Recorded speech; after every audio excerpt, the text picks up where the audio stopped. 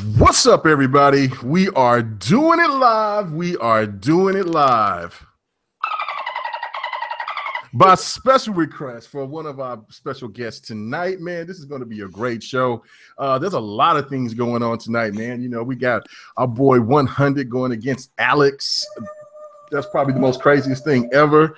So I can't wait to watch that later. Yeah. So and then, you know, Crossfire's ass is always going late, but regardless of that, we're gonna keep it moving. So anyway, man, we want to give a big shout out to our special guest tonight, man. First off, we want to give a big warm welcome to Luca. What's happening with you?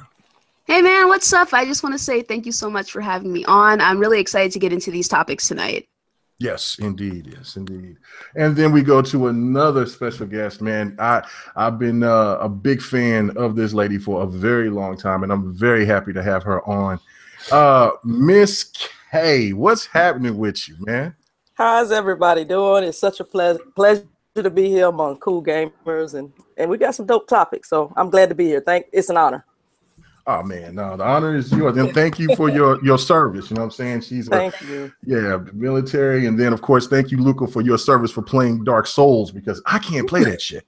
So anyway, so we're gonna move on to the illustrious panel, man. Our two matriarchs, man. You know what I'm saying? They're in the house, lady. What's your name again? I forgot what I'm saying. You forgot my name now. You know what? You know what the problem is? I need to take a sip of the good sauce, the good stuff. Man. Oh shit! There you go. There you go. Now GRG is ready to get started. Give it up to my girl, my sister, my IMG sister, Lady Infamous. What's up with you, girl? Hello, everyone. This is me, Lady Infamous 415, Grown Woman Gaming, IntermediateGaming.com. I want to say thanks to Miss K and Luca for joining us today. And I'm on the mouse and them yaks, dog. Let's go. Oh my goodness. See, there we go. All right. And then the other matriarch, the one that's calm and subtle until Fonza really comes on the show. Don't know what the hell that's about. But anyway, man, what's up with you, Delilah HD? Man, it's all in the voice. It's all in the voice. I'm doing good though. Yeah, I'm glad to be here. Looking forward to these topics. Thank you, Luca and Miss K, for joining us, man. Just you know, it should be an exciting night. So let's go. All right, cool. And then we move on to the bums. And the first bum, you know what I'm saying? We're going I'm just, you know what I'm saying? Look, it's y'all's night tonight. It's the ladies' night tonight. So I'm just, you know, I'm a bum too. So anyway, we're going to move up to Triple Cup Chuck. What's up, man? Are you up? Man, I'm up all the way to the sky. What's happening with you? Oh, you know what I'm saying? Your boy Triple Cup Chuck. I'm ready to get it. Let's get this thing started. Yeah. I'm with live. We're gonna be diving. We're gonna be getting it in. All right. And speaking of our boy, man, what's up, Live Wire? Our Donald Trump, man. What's happening with you, bro? Not much. I'm up in here chilling, just taking it easy. Nothing too crazy. All right. I'm be mild right now, but I'll come in hot later. Oh, okay. All right. You must be eating. We got a warning this time. Yeah. At least you warned us. All right. And then of course, you know, we'll see what All Day's doing. He's probably eating some scrumptious biscuits or something, you know what I'm saying, knowing him. But we got our other brother, you know what I'm saying, and it is the voice that gets some people excited. Fonzarelli. What's up with you, partner? What's happening? Oh, He's muted. He's muted. Oh, I had it set up for you. But anyway, Oh, okay. I had it set up for you. I was there waiting for it to come. But anyway, let's get on to these topics, man. These are going to be some crazy topics. And you know what? My apologies for last week. It was my fault, ladies and gentlemen, because Kmage just wasn't ready for prime time, man. I've been off because I had hernia surgery, and then I went and I've been working for like this last week and a half, and then I had a 17-hour day Friday, and man, when I came home, I was like, I can't do it, guys. I can't do the show. And I had my graham crackers and milk, and my ass went to bed at 8:30, so there was no way the show was popping off. So my bad. But there were some topics that we definitely wanted to get into last week, but we're going to get into it tonight. And that is about the whole NeoGAF situation. And just the whole allegations from what's going on with Naughty Dog, the stuff that we've been hearing from Weisenberg, whatever that dude's name is from the movies, Bill Cosby, all these crazy things that you've been hearing about these women being put in a position to where they're working, they're doing their job, and then they get sexually harassed. And I think this is the better time than any to have the ladies speak out and give their opinions about what's going on amongst the female gamers out there, because all of these women are true gamers. They do the most. And, you know, what's the climate now? I mean, what do you guys think about what's going on with the whole NeoGAF situation, with what's going on with allegations with Naughty Dog, just the whole sexual harassment thing going on? I'm going to start with you first, Luca. Where are you at with all this? Well, to be perfectly honest, I'm not surprised. It's kind of like the floodgates were opened. Like, this stuff happens all the time, and everyone's always like, well, why didn't so-and-so come forward sooner? Why didn't she say anything? Why did she wait? Or why did he wait so long?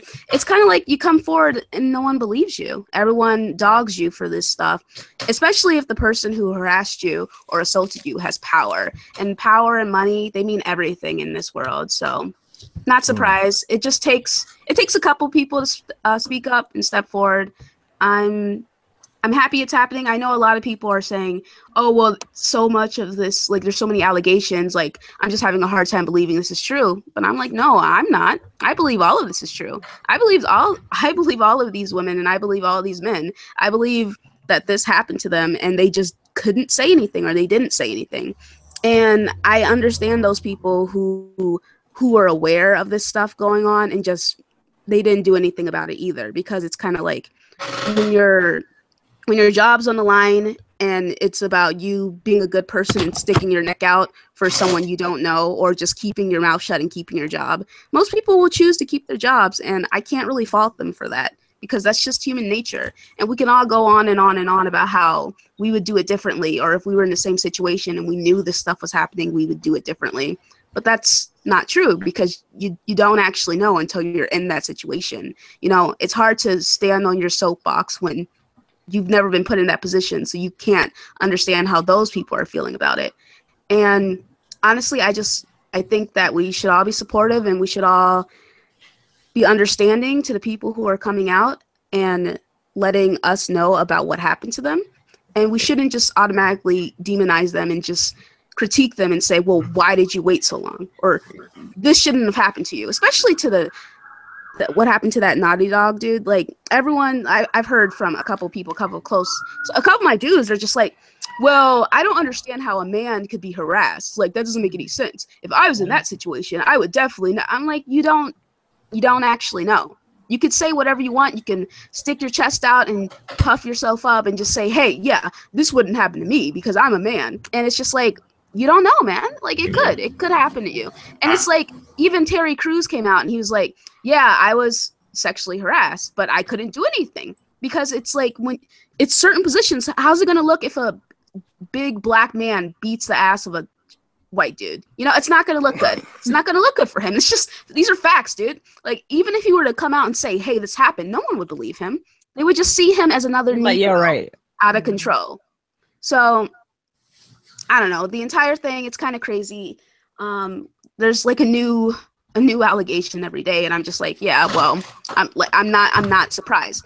And then I think about this. When the stuff was happening with Bill Cosby and all those women were coming forward, there's people who have such a closed-minded mentality, and there's so much victim blaming going on. Like, I would dread going to my beautician because all of the women there, like older women, would just be like, well, they should have known better. What are you going to think if you go to a man's hotel room at night? They should have been careful. It's their fault. And I just cringed the entire time because it's just, they don't understand. They don't get it. And it's just easy for everyone to pass judgment when you're not in that position. And I think we should all be more mindful of that, and we should have some empathy for these people. I totally agree. That was well said. There's a lot of factors with that. Yeah, but hold on, Blap. This the women gonna talk first. We got to hold back on this one. Let the women get they point across, and then you can go ahead, Donald Trump. You already are. You're doing what you do. Calm down. I'm supposed to be. All right, go ahead. Yeah. No, hold on. But I'm gonna ask you this, Luke. I'm gonna ask all of the ladies this. Okay. gaming right now for you guys? Where is it at? Has it progressed? Is it where does it need to go forward? What is still lacking? Where are you at right now? What is amongst gaming? Where are you at? How do you feel about how gaming is? Is it a good place or what? Well, for me personally, I've never really thought about the whole needing more women in games or anything like that. Like, that's not something that's ever bothered me personally. Like, it doesn't affect me. I don't mind playing as a guy. I don't mind playing as a girl. I'm more likely to enjoy a game if I'm playing as a girl, though, or if it has, like, you're able to customize your character, because that's why I like RPGs, because you can customize your character and you have more choice and more freedom in that. But it's not something I've ever really cared about per se. Like, I know a lot of people get on with the like feminist agenda or all the you goddamn SJWs and all that silliness, but I'm just kind of like, I mean, people want representation. There's nothing wrong with that. It's just kind of like us wanting to have more black people as main characters in games. There's nothing wrong with that, you know, and it's understandable. So for me personally, I mean, I'm fine with where we are. I think we could, obviously the industry can do more, but I don't care. Okay. All right, cool. Now I'm going to go, before I go to you, Ms. K, I just wanted to bring up to people that are just coming in that what this whole discussion was from last week about the whole NeoGAF situation and of course the Naughty Dog and just everything in general about this whole sexual harassment, how women have been persecuted. I have a daughter. She's 18 and you know, I know the things that she's been going through. And you know, so it touches my heart because I definitely want to hear the point of views from, you know, some I think some honorable women to hear their points, and for the women out there that they'll be listening now or be listening later, you know, lend a voice, because as a man, I can't do that. So, Ms. K, what do you think about all of this going on with the whole NeoGAF situation, and what is your and what do you think that what's progressed for female gamers, and what work needs to be done? The whole NeoGAF thing, it's disheartening. You know, I'm sorry that happened, and like you know, basically we do have to have sympathy and empathy for those women. You know, we have to stand beside them. You know, and believe what they say, because I don't think any of them are just making that up. Mm-hmm. You know, it's too many women that's saying the same thing. So there are things that are happening, you know, that shouldn't be happening. And I feel for them. You know, all we can do is support them as best as we can and not judge them, you know. So as far as in gaming, we have a long way to go, you know. As far as I'm concerned, you know, a lot of people feel that I feel like sometimes women don't get the respect that they should, you know, for being gamers, you know. That's why it doesn't bother me to get on the sticks and whoop ass if I have to. It doesn't bother me in the least. Whether if I got a gun in my hand, you might want to, you know, yeah. Or if I'm behind the steering wheel, you know, I'm just saying, I put up the gameplay so people can see for themselves.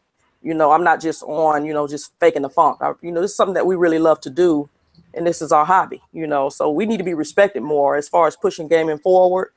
I feel like women like us that's in this panel, we need to continue to stay united, because we are.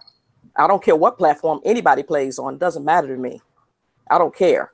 But if you're a woman and you're gaming and you know, you're doing your thing with your own brand and stuff like that, I'm behind you 100%. And that's real talk.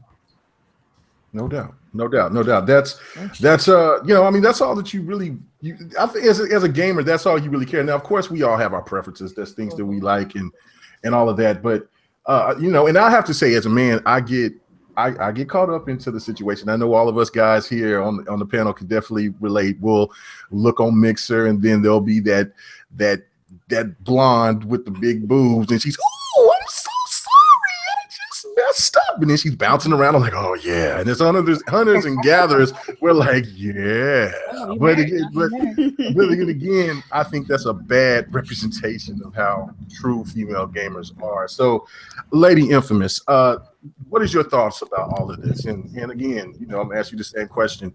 How far has female gaming, has it gone? How much more further does it need to go? First of all, like I do agree with Miss K and Luca. You guys have to understand what their situation is. You know what I mean? all we hear is the stories from the internet, but you don't know how that person felt, what that person's situation was. So we can't be so quick to judge it. You know what I mean? I take this as a cautionary tale, to be honest with you, because I mean, it's not. I mean, to be honest with you, this type of thing is not going to stop. They're just going to be easier to cover their tracks. I feel that when women in the gaming industry don't, if you're in a position that a guy is trying to harass you, or a man that's trying, who's getting harassed, male or female, if you feel like you're in a position like that, don't. I wouldn't want them to do it, but you can't judge their situation. But like, say personally, me. Now this opened my eyes a little bit, and I'm like, damn, I didn't even know it was like in the industry, the gaming industry. It was going in the movies and then in the records companies, and now it's trickling all down to gaming. So I know now if this happened to me, I know what to do. You know what I mean? I want to, talk to people. I'm going to talk to somebody, because apparently the people that went through what they went through, they couldn't be able to express how they felt about the situation because of their individual life situation. So I'm just going to make sure I protect and myself, and I hope everyone else does too, because don't get it twisted. Men do harass females, and men do harass men, and females harass females, and female harass men, and everybody should be respected no matter what they do, no matter what they play. And I'm sorry, I'd be damned if somebody gonna let their power and their money manipulate me. I just can't. I'm from the hood. I done seen it all. I'd be damned if I let somebody from a development company do that to me. That's just me. But I don't know their situation. As far as gaming, we getting there, but not at a very slow pace. Yes, there's more customization within the gaming within the last 10 years, I would say. There's not enough people, I'm gonna say women and women of color as well, who can put more development into the female characters. Because sometimes I play these games and I see how they customize the female characters, and I'm like, there's not enough.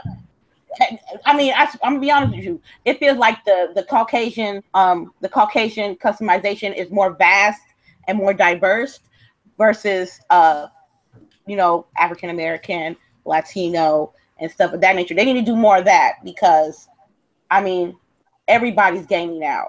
Gaming is making money, and I feel that developers and companies should, if you guys are going to do something that's customizable as far as your character, they should be more diverse than that. I haven't seen it in the last couple of games, or let me be more specific. The demos I played, I haven't seen a lot of customization. And if you guys, if you feel like you're in a situation that you are getting sexually harassed, please talk to somebody that you trust, and y'all take the necessary steps that y'all need to do to close or handle the situation. And each situation is different. You know what I mean? Yeah. Yeah. Just make sure. If you ain't done, this is y'all's platform right here. We holding back until y'all done. This topic is serious. I know it's serious, but I still gotta respect the other ladies that have. I gotta respect Delilah so she can be able to speak her turn too. But that's all I gotta say. Protect yourself, man. Delilah's just going to say, I agree. And then we on to the next topic. Already know. All right. I was going to say. So, I appreciate your points. Infamous. Now, okay, Delilah, before you get started, I just want to address something that was really crazy to me, because there was this lady named Megan that was a reporter from The Verge. And the allegations, she didn't say these were allegations, these were absolute facts. She posted this actually, and saying that one of the head developers out there at Naughty Dog told her, if you said, let me see, I got it wrote down right here. It says, do you fuck all your sources like the reporters do, female reporters do on House of Cards? And like, you know, and then all of a sudden, there's a lot of people that was, you know, defending, no, that she's lying. Where's the proof? And the proof could have been her dignity and risk her job with something like that. Like that's the thing people don't think through. You know, it's like it's too risky to bring up in your job when they, you know, likely if it's your only source of income, it's paying all the bills, it's taking care of everything you got. So why would you put yourself on the line like that? And that's why some women are skeptical or scared to kind of, you know, speak up. They don't want to lose everything. They've built up this platform of they've built up their job and their position in the company, and then if they say something, they're scared they're going to lose that position.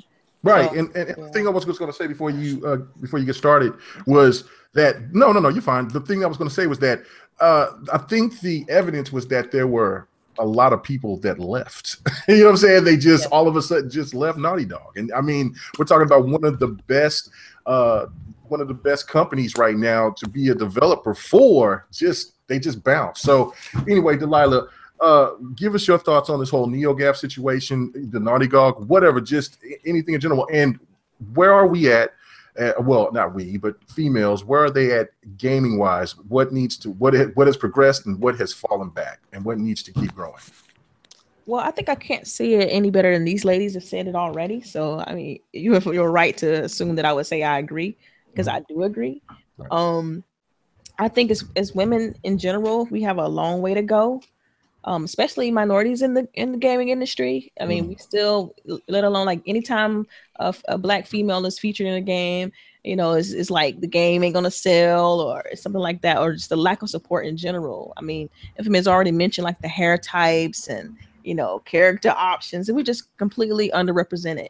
And as a woman in IT, you know, it's a 99% like male dominated industry. Like it's insane right now.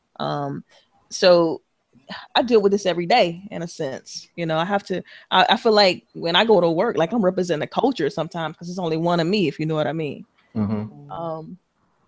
But, you know, it doesn't prevent me from doing my job or anything like that, because I feel like my work speaks for itself. And I feel like women in the game industry probably feel the same way. Like, okay, we're going to work hard and put our best foot forward because our work has to speak for us.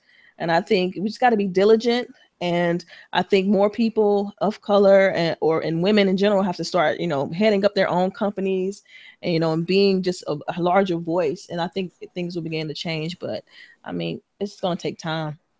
Yeah, no, I definitely agree. Well, I mean, what are the positives right now? I mean, other than, you know, because I understand, I understand as an African American myself. And, you know, most of us are on this panel, you know what I'm saying, we're not Caucasian.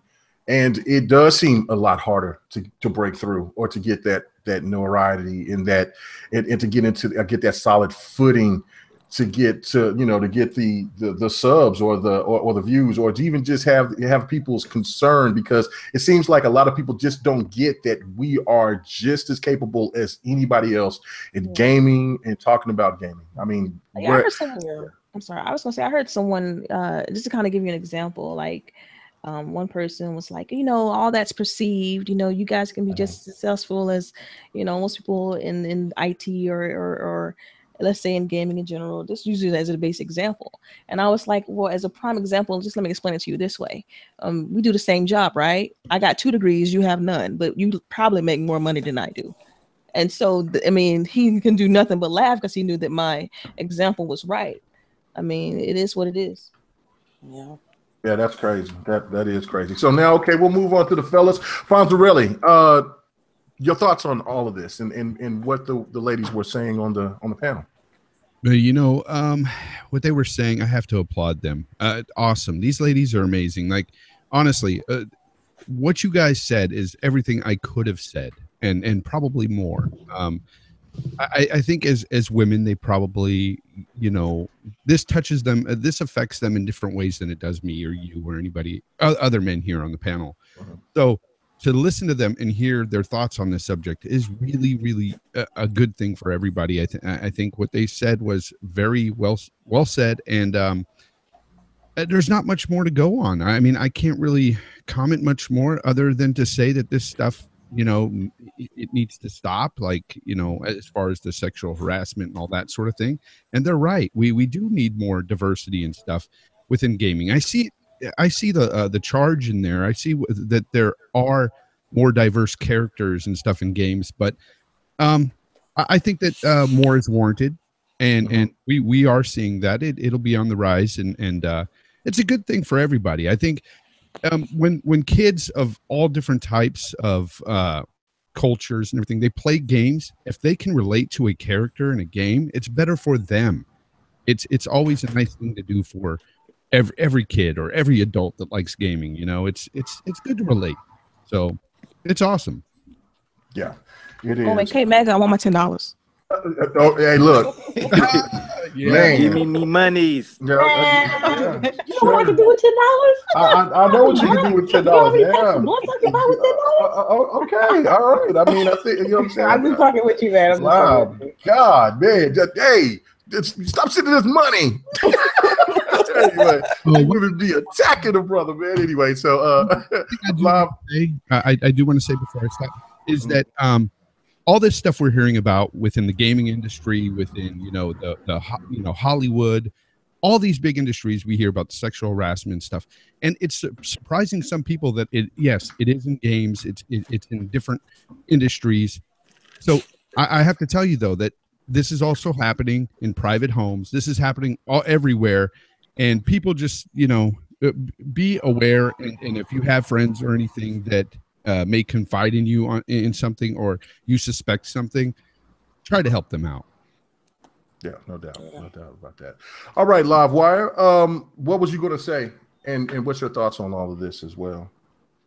Yeah, my thoughts on it was basically saying that the reason why people are so quick to kind of victim blame is because they're you cut out. They were currently versus who they were when it was happening. The Gwyneth Paltrow and Angelina Jolie, they're thinking, oh, why would they say something? They, this your mic is tripping. Happened. They're assuming it happened. LiveWire, your mic is tripping. Yeah, you're going in and out. You bought it in the game. I think I'm buying out. Are you not hearing us live? I can hear you. Hold on. Yeah, your mic is tripping though. You're bugging. Can't. I mean, you're gonna have to pop out and come back in. All right. Okay. Triple Cup. What's your thoughts on all of this? And if you want to have anything that you want to interject from what the ladies have said. Okay. Well, my opinion. I know I'm gonna get a whole lot of backlash, but that's why I'm gonna sum it up quick and keep it simple. You know what I'm saying? Just my personal opinion. Like with the women, I fully understand, like, with the sexual harassment, because, with me, respect is everything. And, a man's supposed to, stand straight up. You treat a woman like a woman, have the utmost respect for a woman. And everything that the women said about the women with the sexual harassment with other women, I 100% agree with them. And I don't like that one bit at all. I got sisters, girlfriends, mamas, grandmothers. If they mess with one of them, I swear to God, I'll stand over somebody behind something like that, and he would never get back up. But for us, the men, a man being sexual harassed, I really can't have no pity for no man. Look, man, we're talking about Terry Crews. This dude he's a big dude. Like he's strong, all that, but he got groped by another man.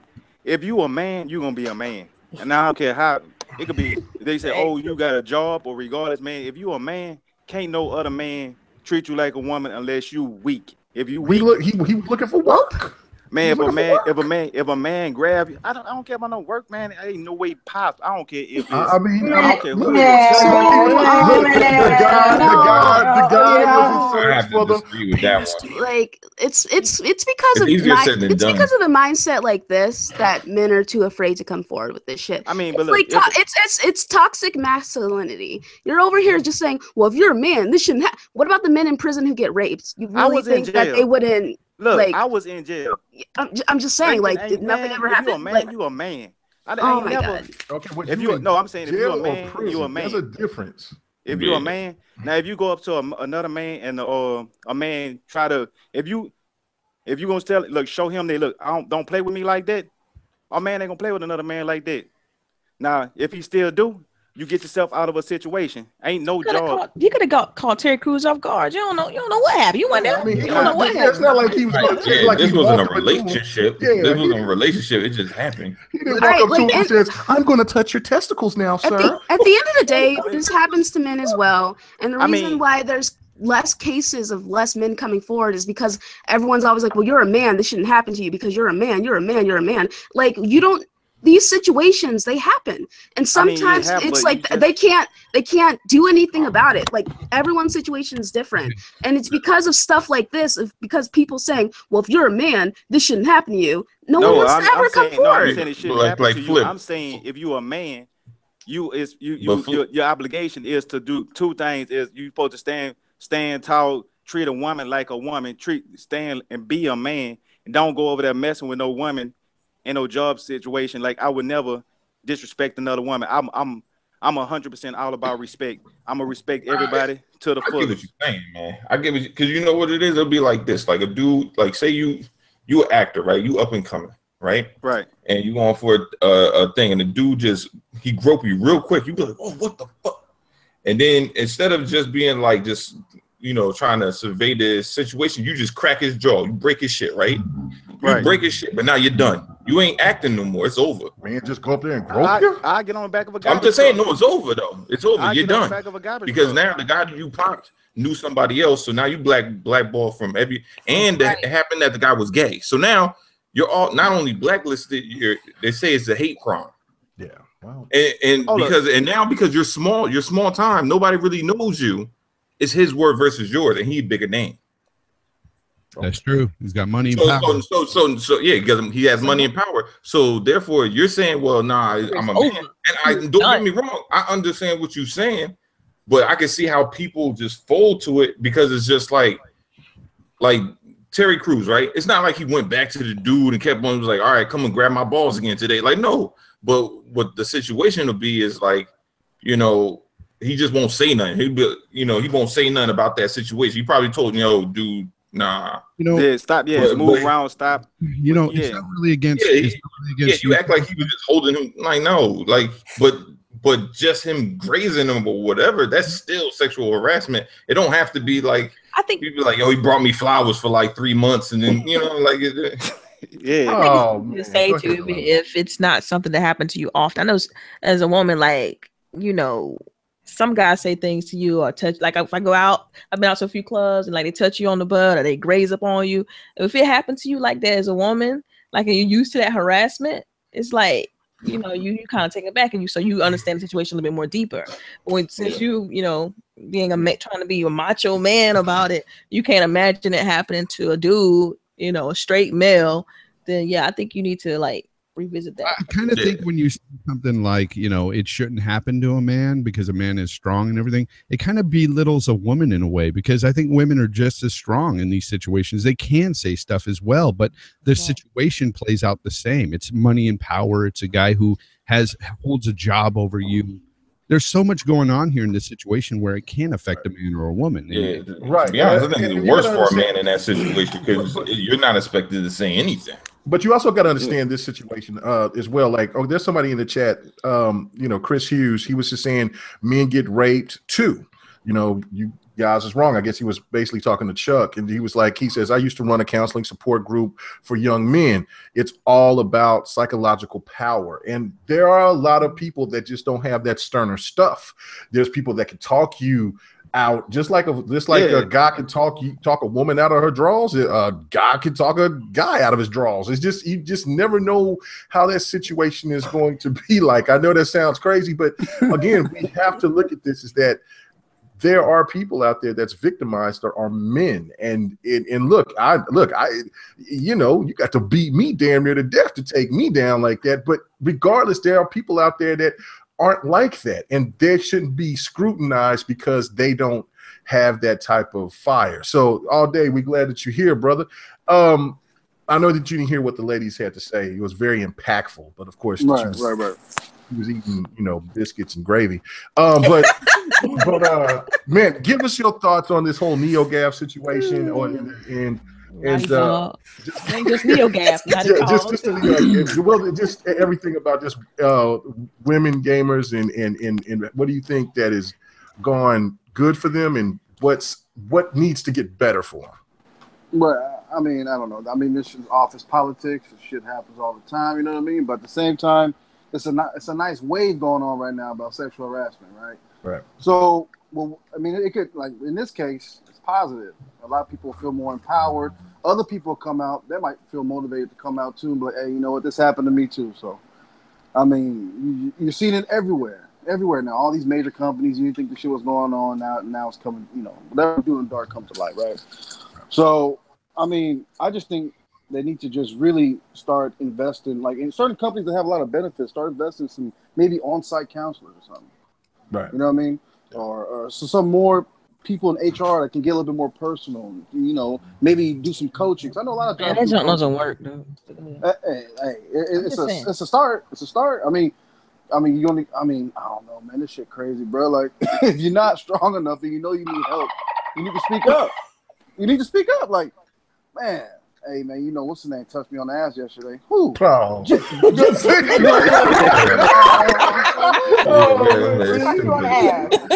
and you see that's the difference between men and women. Like, you know, I just don't see what people don't understand. Like, if something happens to you at work, like, you're safe. As soon as you say something, no, you're not. You're not safe. Okay, so if you get fired, they got a lawsuit automatically. Yeah, I'm gonna talk about something that actually happened at my job.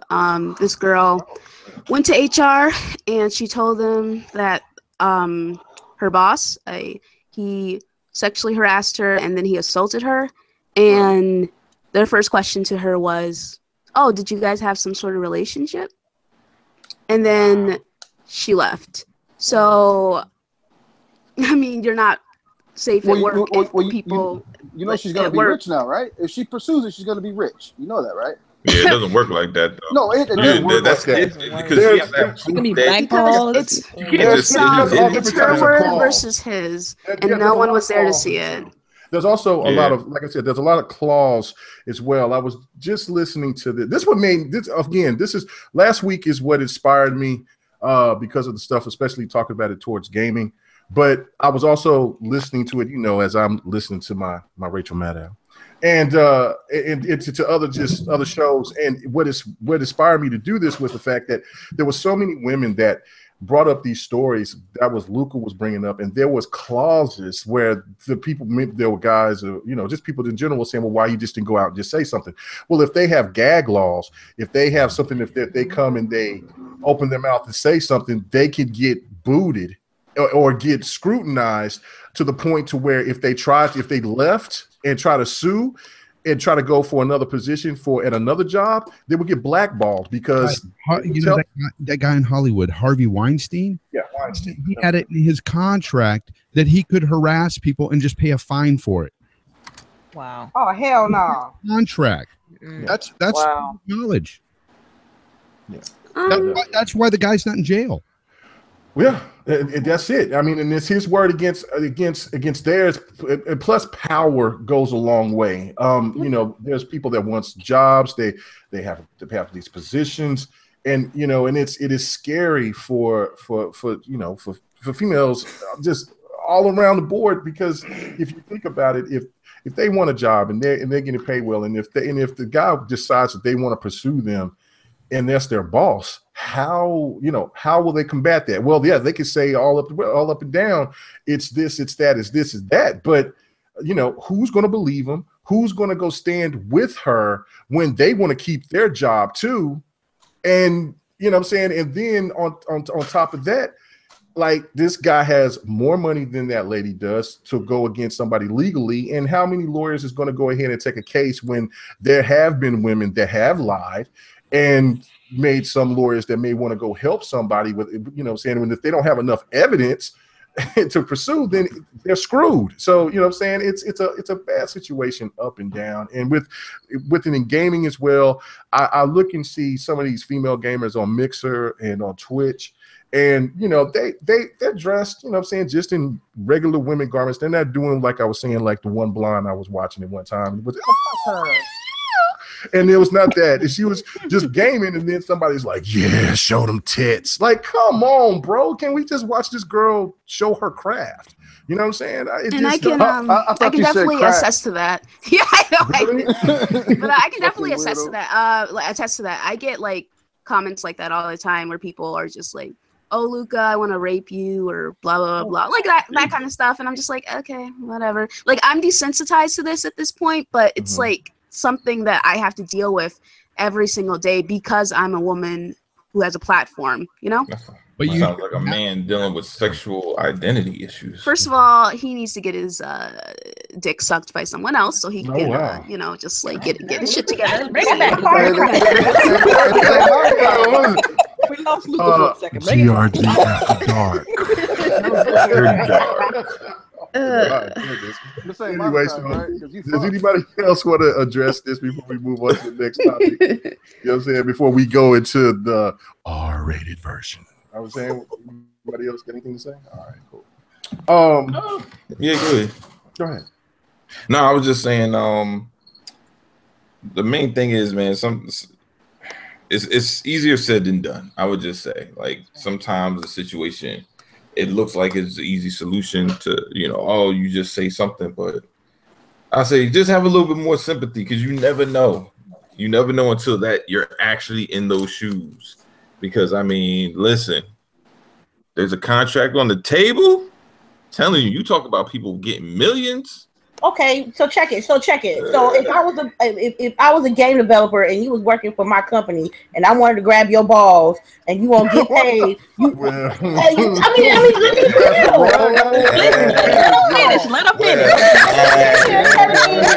You sit there and tell me you ain't no, right? No or yeah. Because it was a man, see, now you don't know. Because if it was a man, you wouldn't take that shit. My wife says no. With a woman, you can? Okay, your wife would say no. Okay, so, but if the contract was on the table and $1 million was on the line and your wife wanted there, see, it'd be a whole different story. You gotta understand everybody's situation. If there was $1 million on the line, let me answer the question. Calm down. Well, hold on, let me say this. On the line. Hey, Infamous, if you touch Infamous has to be allowed to grope me. How long you groping me? How long you groping me? I need to know. She needs to know for this.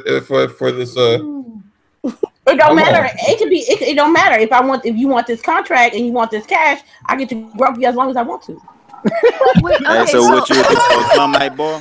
For a month? I'm coming from the person like the harasser's position. So you have to understand everybody's situation and not be sympathetic. How many groups does she get for $1 million? Amazing. I've opened the floodgates. I apologize. Thank you, Luca. She said she's okay with 2 groups. But you got people in the industry that's enduring much more than that just to keep their job. We're gonna get some weirdos out there taking the audio here, and they're gonna be splicing it, and they're gonna be putting all that shit in. Oh yeah, that $1 million has to be tax free. You don't want no money taken out. Shit. I just want to find out where am I going to be working for you at? Okay, question. Did it say that? Okay, so it said that he was allowed to do whatever he wanted. Like Harvey Weinstein or whatever. He's not allowed. He could just get a lawyer to get him off with a slap on the wrist. Okay, wait. So what you're saying is it's in this. Like, it's in these contracts that he's allowed to do this, and these women signed it? It's probably buried. Like like a bunch of, like most laws is buried under a whole bunch of blood. Yeah. That was one of the stories on NPR that I was listening to this week. That was that just threw me off, because this lady, she said she was highly qualified. She could work anywhere. You know what I'm saying? She had about almost 13 years of experience. She had all of her credentials, very high marks. And the thing of it was is that she got with this job that suited her needs financially and everything. And then one of the guys harassed her. She told him that she wasn't for that. She went and talked to human resources. She even threatened to go public. And the guy was like, "Okay, go ahead." And she went public. And she lost her job, and there was nothing that could be done because there was a clause that you couldn't defame any of those individuals because of it was just basically a backing for that. And if you look at some of these other people or women that's out there, or even men that's looking for a job and they're on their last leg and they're trying to get this big position. A person knows that. They know when a person is desperate. And so when they can use that to their advantage, and they can have them sign anything. Hell, if you have somebody that sign if you're saying, look, I give you you can start making $75,000 to $100,000 a year on this job. All you got to do is sign a dotted line. You're not going to go through that paper. Nah, they're not going to read it. Nah. Yeah, you ain't going to read it. You're going to sign it, and then you're a victim. So that's crazy because that's when they walk up to you and rope you, and then they be like, "Read that contract." You better read that. You got 24 hours to read that contract. If you don't like that contract, get you a lawyer to fix it. That's how it goes, right? All right, can we go to the next topic, please? Hey, let me say one last thing so nobody misgrew. Look, I really feel like anybody, you know what I'm saying, man or woman. Don't try to change it up, Chuck. You started. No, listen, hold up. I just want to make sure I'm like what I was saying. Like anybody can get raped. When I say like harass, like a man ain't gonna let another man talk to them, any type of way. And you know what I'm saying, like let's say if a man could harass a woman. I don't think like the whole conversation, but the whole raping and the grabbing on a man, you can't control it. But you can control. A man can control a conversation with another man, like a woman can control a conversation with another woman. Like a man can't. You can't win no conversation with no woman. So that's pretty.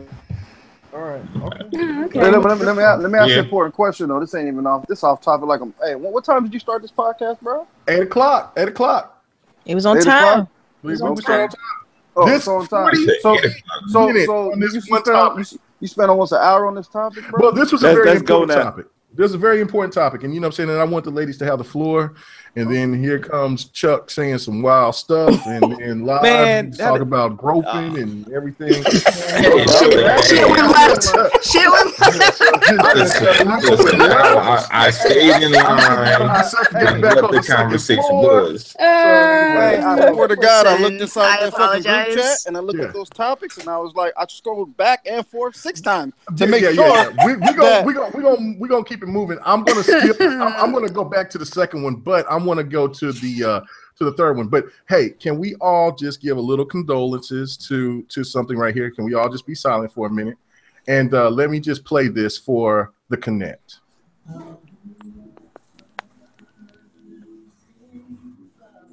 You can't hear it, Phil. Turn it. Oh, this guy.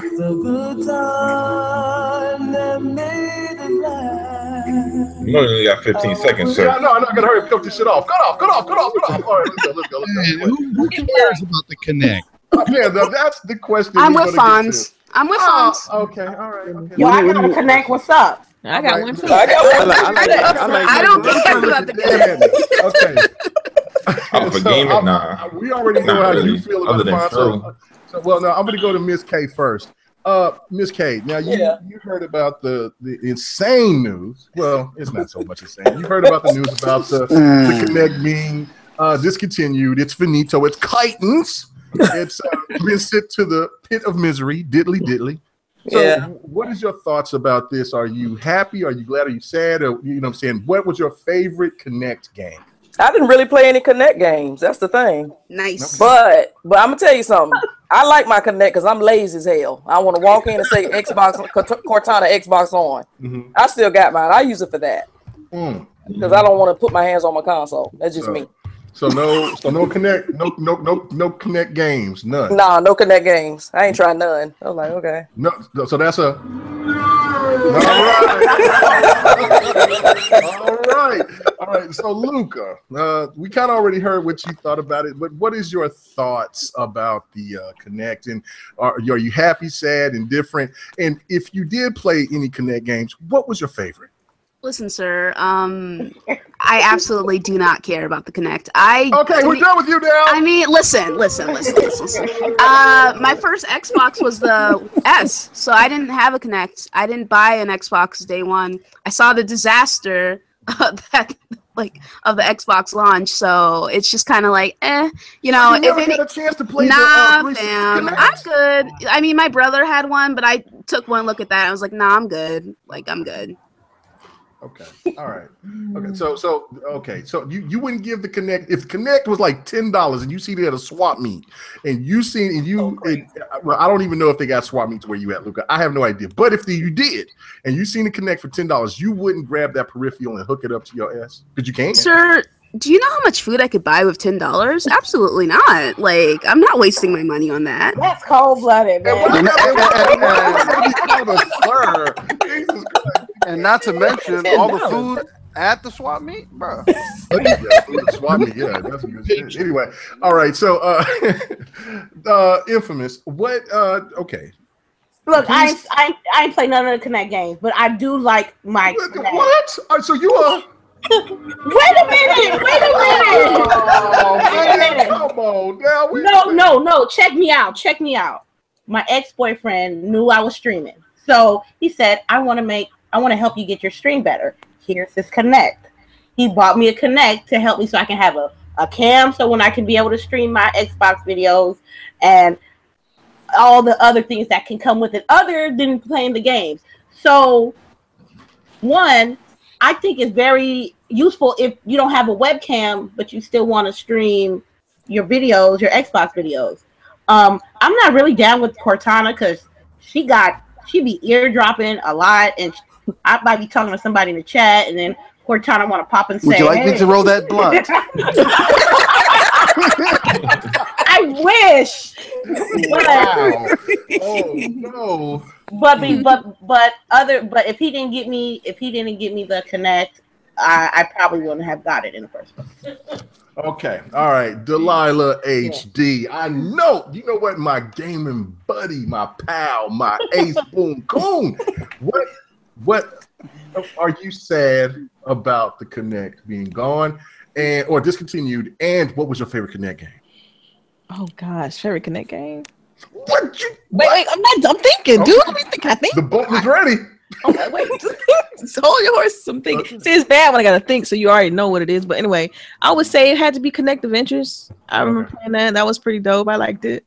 When it first came out, the first one. I thought that was cool. My mom played it with me. It was pretty good. You know, I enjoyed that. As far as it being discontinued, I'm cool with it though. Like I'm because I don't use Kinect upstairs, so it's different than the experience that I have like downstairs. I have the Kinect, and so we use the voice commands for like recording video and for taking screenshots. It's so super easy just to say, you know, Xbox take a screenshot or Xbox record that. It's better than, you know, having to go through the menus and make a selection. So, you know, okay. So. All right, Fonzarelli. Oh, never mind. Somebody low key. Be a PlayStation dude. Man, I'm for the record, Fonzarelli has not been on his PlayStation for over a month. Wow! There you go. Hey, dude, hey, you gonna get that some hate mail? You better not. So you better retract that. I played GT Sport Demo. I played that. I turned it on for that. How long did you play it for? Come on. For 10 minutes. Per day? Oh, okay. Yeah, come on now, y'all ladies is being no messy. void. They will go after Fonzarelli, man. That dude is a PlayStation man, and that is no changing. Where? You hyenas better leave Simba alone. Anyway, okay, so Fonzarelli, did you get a chance to play any of the Kinect? I want to paint you a picture in my house, though. I had Kinect on the 360, okay? All right. But here's how it went down. In the household of the Fonzarellis, I've got 8 kids. So to try to get any kind of voice commands across. It's 8 kids. Okay. Wait, hold on. Wait. How many kids you said? Old woman in the shoe shit. He got 8 kids. So you know what that means, huh? hey, honey, have you seen this great grocery bill today? Oh. What you want? Oriental, beef, chicken, pork? What you want? Go ahead, Bob. My kids played a few of the games, but they weren't really down with it. It wasn't something that really hyped anybody up in the household. So when the Xbox One came out at a $500 price tag, I assumed that thing would be split and get one without a Kinect, and it happened. And when that happened, that's when I bought the Xbox One. So somebody said Octodad. I'm done, yo. I'm done, yo. Forgot about that game. They hyped that shit up for so long. This is crazy. On that. When he said Octodad, man, hey man, you know what? Big shout out to Fonzarelli and his Give me another no. Give me another no for Kinect. Oh yeah. For the Kinect. Man, don't encourage that shit. Man. All right. Good deal, bro. All right. Man, I'm gonna leave you last, LiveWire, because I know you got to connect. I know, but let's be quiet. Triple Cut Chuck, are you up for the Kinect? Man, I like the my Kinect. But I pretty much use my Kinect for like when I was watching a movie and I was eating at the same time instead of getting my sticky fingers on the controller. There you go, right there. What about a game? What's your favorite game? Kinect Sports Rival. Okay. All right. Did you play any of the 360 Kinect games? Actually, I ain't never played it on 360 Kinect at all. This can't be considered an Xbox podcast. It's really not. It's not. Just because we don't care about the Kinect like that. It's not, Jack. Well, what did you expect? Like people to be all excited going, I really liked Connectimals. It was I actually did. Not the Connectimals. The Connectimals was some creepy. Hey, no, you like the what? Lips? That game Lips? Yeah, that's no, please don't get me started. I go over Kmage house. Go over Kmage house. I'm like, bro, why is your Kinect land so smeared? Oh, come on now. Listen, all right. So, Triple Cup, cool. All right. Are you? So obviously you don't really care that the Kinect is discontinued. Right? As long as they don't take away my powers and Xbox Sound, I'm good. Yeah, you can do it through the headset now with Cortana. Right. Oh. We rather use Kinect. But regardless, all right. So we're gonna move to you all day digital. I know, man, you're a gamer like your boy K Mega 45. I know you was on that. I know. Hey, hold on. Wait a minute. Our special correspondent, he would like to address something about the Kinect. Hey, D Batch, are you anywhere here so you can give us a thought about the Kinect? Fuck that, man. Oh, so D-Batch, so you didn't like any of those? No way, no how. But it's a technological advanced piece of machinery, man. Not really. No. Really? You don't want to get inside of it like you do your own? No, okay, mega fuck, goddamn, no. Okay, all right.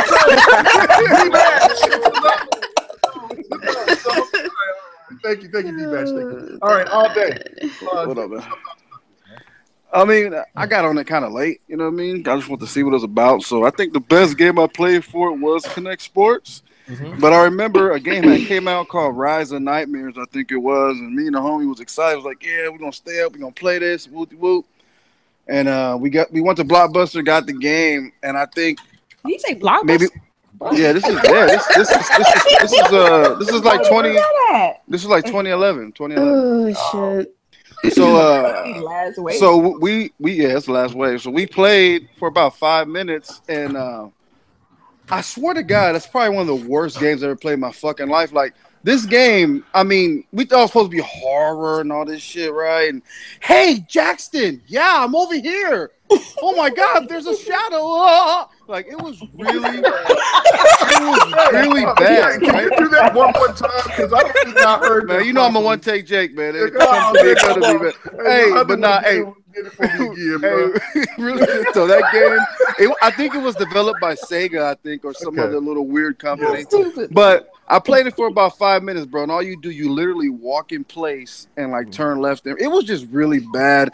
I must have did a fucking ninja tuck and roll and snatched that Kinect out the fucking wall, and I got rid of it And I was like, yeah, this is complete garbage. Right now, the Kinect in the house, you know, I call it the GS. You know what I mean? The garlic smasher. That's what we use it for. And I'm about to cut you off, man. Yeah. Hey, the Kinect is trash. Just leave it alone. So for all day and D batch is a. Yeah, for sure. Yeah, really, man. Fuck that. Oh man, D, come on, D, come on. All right. Those lips. The one person that I can rely on, that I can trust, are Donald Trump. I know enjoyed the Kinect, and he's saddened about the Kinect. Am I right, LiveWire? Yeah, man, it's hurting my heart. How they do this to me? Thank you. Now, I don't play many games on it. What you mean you didn't play? What's your favorite Kinect game, bro? Fruit probably. Okay, well, that's probably the best one. The Kinect Sports. I mean, at least you knew that it was fruit. I mean, all right, I'm gonna tell you the truth. Wait. You said fruit, but you didn't say the other part. Fruit what? No, I said the game is called Fruit. FRU. There's a game called Fruit? Yeah. It's like Mario with. No, you talking about Kinect Fruit, the Fruit Ninja? What are you talking about? No, Fruit. It's a platformer. What the fuck? Only you would know about that weird shit. What the fuck is that? It's been in that shit for the longest, but I think a while ago that game they had that in development for a long, like during the original Kinect, damn near. Okay. But now we played that game. That game is solid, but I mean, look, man, you got to have stamina. Like one person got to do yoga, another one got to use a controller. You know. We went to Harvey Weinstein to playing Fruit, man. We got to go to some other time. Like that's the hardest sell on the Kinect game, yo. Like you got to constantly jump around. Like to me, it's more relevant when you have kids, especially little ones, when you want them to stay active and jump around and all that stuff. But like after a certain age, the older kids, you know, the kids get around the age of like 10 and up, they don't want to do that no more. I mean. Unless you got, you got a kid that's like getting a little extra chunky, you be like, yo, you got to put them on that thing. Be like, come on, man, you go play this Kinect, man. I see you got like, you got titties under both arms, man. It's getting bad out here. Hey, LiveWire, I'm not seeing no game called Fruit, bro. No, hey, you check my game, check my gamer thing. I got a couple of achievements. But you know, if infamous sexually harassed LiveWire, well, this would happen. Yeah. Oh my god. I mean, okay, the Kinect is dead. It's irrelevant. Can we move on? No, because I still want my features though. Don't get rid of my features. I need my features. All right, so look, obviously I have to hold it down for the Kinect, and you know what? I'm gonna have this playing in the background. You're the only one. All these people on this panel, you're like, man, the people. You got to be the odd one out, man. Come on. I'm not. Listen, Kmage, you could literally buy a mountain. Come on, man. Come on, the Kinect. Hey, have you ever seen when's the last time y'all walked in a pawn shop? Literally. The Kinect, I'm sad, bro. The Kinect was serious for me. Mega built a shrine and everything for his Kinect. Man, I know. Look, if Microsoft abandoned it, you know it's bad. Come on, man. Donnie D fucked it, man. Donnie D killed it, man. That's why I can't stand with CB jocking that mother. You killed it when you was French kissing that fucking Kinect, bro. That's what they said. Oh no, this shit gotta go. Okay, all right. I got my 15 seconds up. I gotta get that. All right. I feel like nope. Okay, but anyway, let's check this out. Okay, I was a big fan of the Kinect because my kids loved it and they got me to love it. Like I was playing all types of games. Of course, you know, those Kinect sports, but and I know Lips could be played by itself, but with the Kinect, it had extra sauce. Like Lips was the ultimate icebreaker. Like my homeboys would bring chicks over, right? They never come on, man. Come on,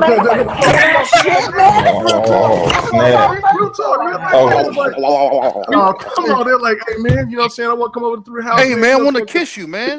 No, bro, no. We just spent an hour talking about sexual harassment. Can we move on? Man, come on, man. Listen, Lips was the shit. Okay, but other than Lips, there was the Doritos game. The kids always play. Oh, I'm out. Dance Central, probably the best Kinect game other than Fantasia and Eden, right? Dance Central was legit, Jack. Like I'm in there, my big ass is jamming, boy. I'm grooving, and they're playing BBD. Trying to get the sweat going. He going too far with his Kinect stuff, man. Okay, all right, man. Listen, Trying to get the sweat going. I get it. All right, I'll pull it back. I'll pull it back. But anyway, the Kinect is dead. It is dead, and I'm keeping mine, and it's gonna be up in value, and I'm gonna get it, sell it for. Hey, Lady Infamous, it's a perfect garlic smasher. Try it with your spaghetti. Well, hold on. The one thing that you can do that if you still have your Kinect, if you don't want to hook it up to your Xbox One S or to your Xbox One X, you can hook it up to your PC if anybody has a PC. You use that for streaming gaming. It's a 1080p camera. It's legit. Shit, I really want to mute Kmage right now. Like, I really just want to mute him. You know what? He's the host. I can't mute him. That's a damn shame. But okay, all right, we're gonna move on. We're moving on. Okay, all right. Goodbye, Kinect. I love you so much. All right, now back to the second topic that we were talking about. All right. Okay. Now there's been a lot of articles. Last week it was something that one of my favorite people, Shannon Loftus. I know a lot of people don't have the biggest. They're not the biggest fan of hers, but I enjoy her. I think she's amazing. But and she follows me, so big shout out to Shannon Loftus. Okay, listen. All right. So there was a discussion on GameSpot that was talking about single player games. We also know about the stuff that happened with Visceral and Dead Space. There will not be any more Dead Space on EA. There's also been a lot of press that's been bringing up about the single player experiences, saying that it's fading, that it's not the same. People are more attracted to the multiplayer side of gaming. And then there was one of the devs from Guerrilla Games. His name is Tim Sabato, and he was like, "That's BS," because some of the most top-rated games of 2017 were single player. So I'm going to go to you, Miss K, because you're the one that said that. No, you weren't the one. So you know what? I'm going on just playing. So, Miss K, I'm going to go to you. What do you think about this whole single player situation? Now. Come on now. What do you think about this whole single player situation? And is it fading? I mean, I know that there's great games out there that's single player, but if you really want to be honest, there is not a lot of them out there that a lot of people gravitate to. Just only a few. Right. I wouldn't say it's a happy meet. It's not a balance. I don't think they're gonna go away. It might be less of them like we're seeing now, because it's a lot of games like for instance, Overwatch didn't have any kind of story to it, and so I can see the industry leaning more towards just a lot of online gaming. I don't know. They just need to balance it out, because I do like my single player games, so.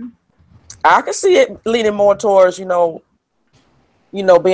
or more multiplayer games, but it needs to be even though, we don't need more of one or more of the other. It needs to be half and half. I don't know if it'll ever be like that, but no, I don't know. It's just, I just, play whatever games I want to play on whatever platform, on that platform, if it's a certain game I want to play, which I have really my PlayStation 4. I've been playing a lot of single player games on there, and then I play my multiplats on Xbox One or PC. That's just what I've changed on that. So I don't know. Okay. Well, all right. Okay. So Luca, let me just say this right here. Sharon Loftus said, she said devs are questioning the cost of single player games, but she says that the demand is for higher quality experiences, and it comes with increasing costs for the devs. So, I mean, if you look at like Mass Effect, that went to Hades. You look at Dead Space, of course. You see that Sunset Overdrive is in a state of flux right now. You know what I'm saying? It's they don't even have a publisher. So where are we at? We know that there are single player games that people want, but for the majority of them, is it still viable for them to spend more money on those type of games and give those massive experiences if people are not going to buy them? Let's be honest here. those games that didn't do well, like Mass Effect, and you know how we don't have any more Dead Space at this point now, those were extenuating circumstances for those games. You know, Mass Effect, they had like the E team on that game, so of course it failed. Visceral, EA wasn't letting them do another Dead Space, and they failed Dead Space 3 with a bunch of microtransactions. Like, these devs are saying, well, oh, increase costs, we can't do this because it costs so much more money. No. What they want to do is they want to switch over to multiplayer only so they can put in those microtransactions and those loot crates. That's what they want to do. You just making Fonzarelli over there Twitch's. I mean, like, let's take for instance Hellblade. Hellblade, beautiful game, high rated. It didn't cost them a shit ton of money to make because they knew what they were doing. They knew how to budget their game. These dudes spend so much of their money on marketing when they don't even have to do that anymore. Who even watches TV anymore? Everyone's on YouTube and Netflix and Hulu. You know what I mean? And it's just like when I see people saying, well, single player games are dead, no one wants them. It's like I look at Cuphead and I look at Uncharted, The Lost Legacy, and I look at Resident Evil 7. I look at Persona 5. I look at Neo. I look at Wolfenstein 2, which is crazy right now. 5? I know. Listen, I look at Zelda, which got a 97 on Metacritic. I look at Nier Automata. It's like people care about single player games. It's just these devs. These devs are the same ones who are like, well, no one cares about horror games. And then Dead Space comes out and kills it, and Resident Evil comes out and kills it. It's like they come up with these excuses for themselves to just be like, well, we don't want to do this because the market doesn't want us to do this. Like, our testers don't want this. Like, no. They are more concerned, the publishers at least, are more concerned with lining their pockets. And the best way for them to do that is just to make multiplayer-only games, charge $60, and then add a bunch of microtransactions. Okay, all right. But did you know anybody that bought Torment? Tides of the Numerama?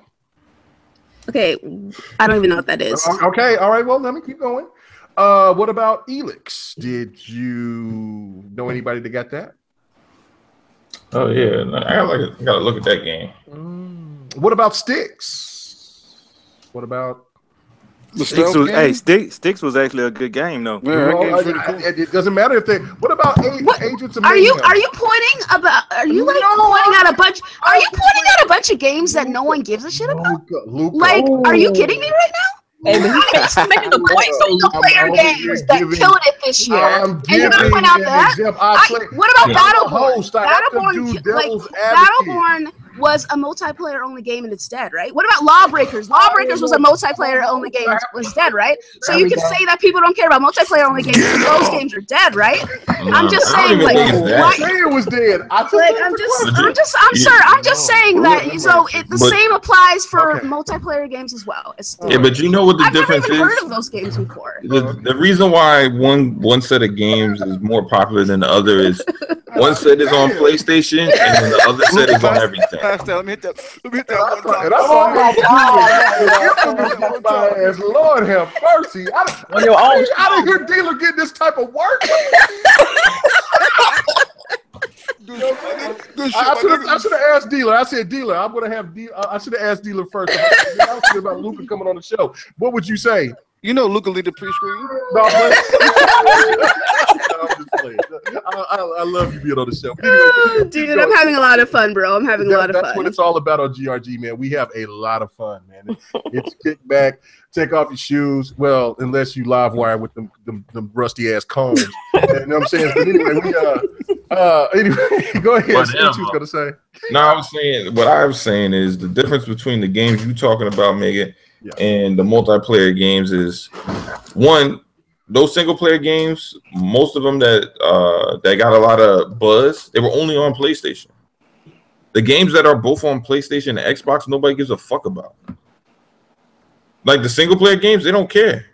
Like Elix, if Elix was only on PlayStation, it would be big shit. But it's not. It's on PlayStation and Xbox. I don't even think that game is going to get any. It had no marketing, no promotion. It was a game that just popped up on the store for $50. We don't know you.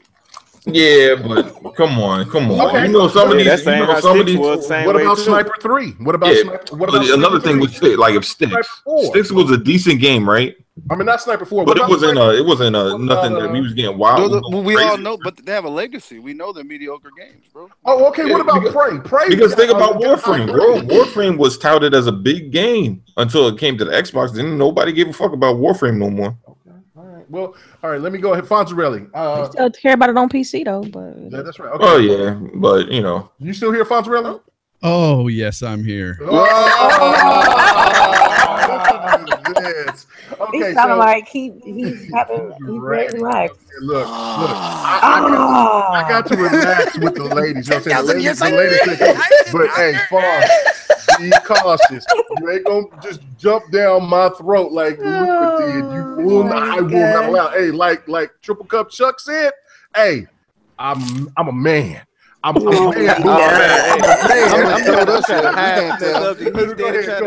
you trying to psych me, huh? Yeah, no. Anyway, no. Fonzarelli, what do you think about this? I mean, now look, this is not coming from me. This is coming from the press. Yes, I know.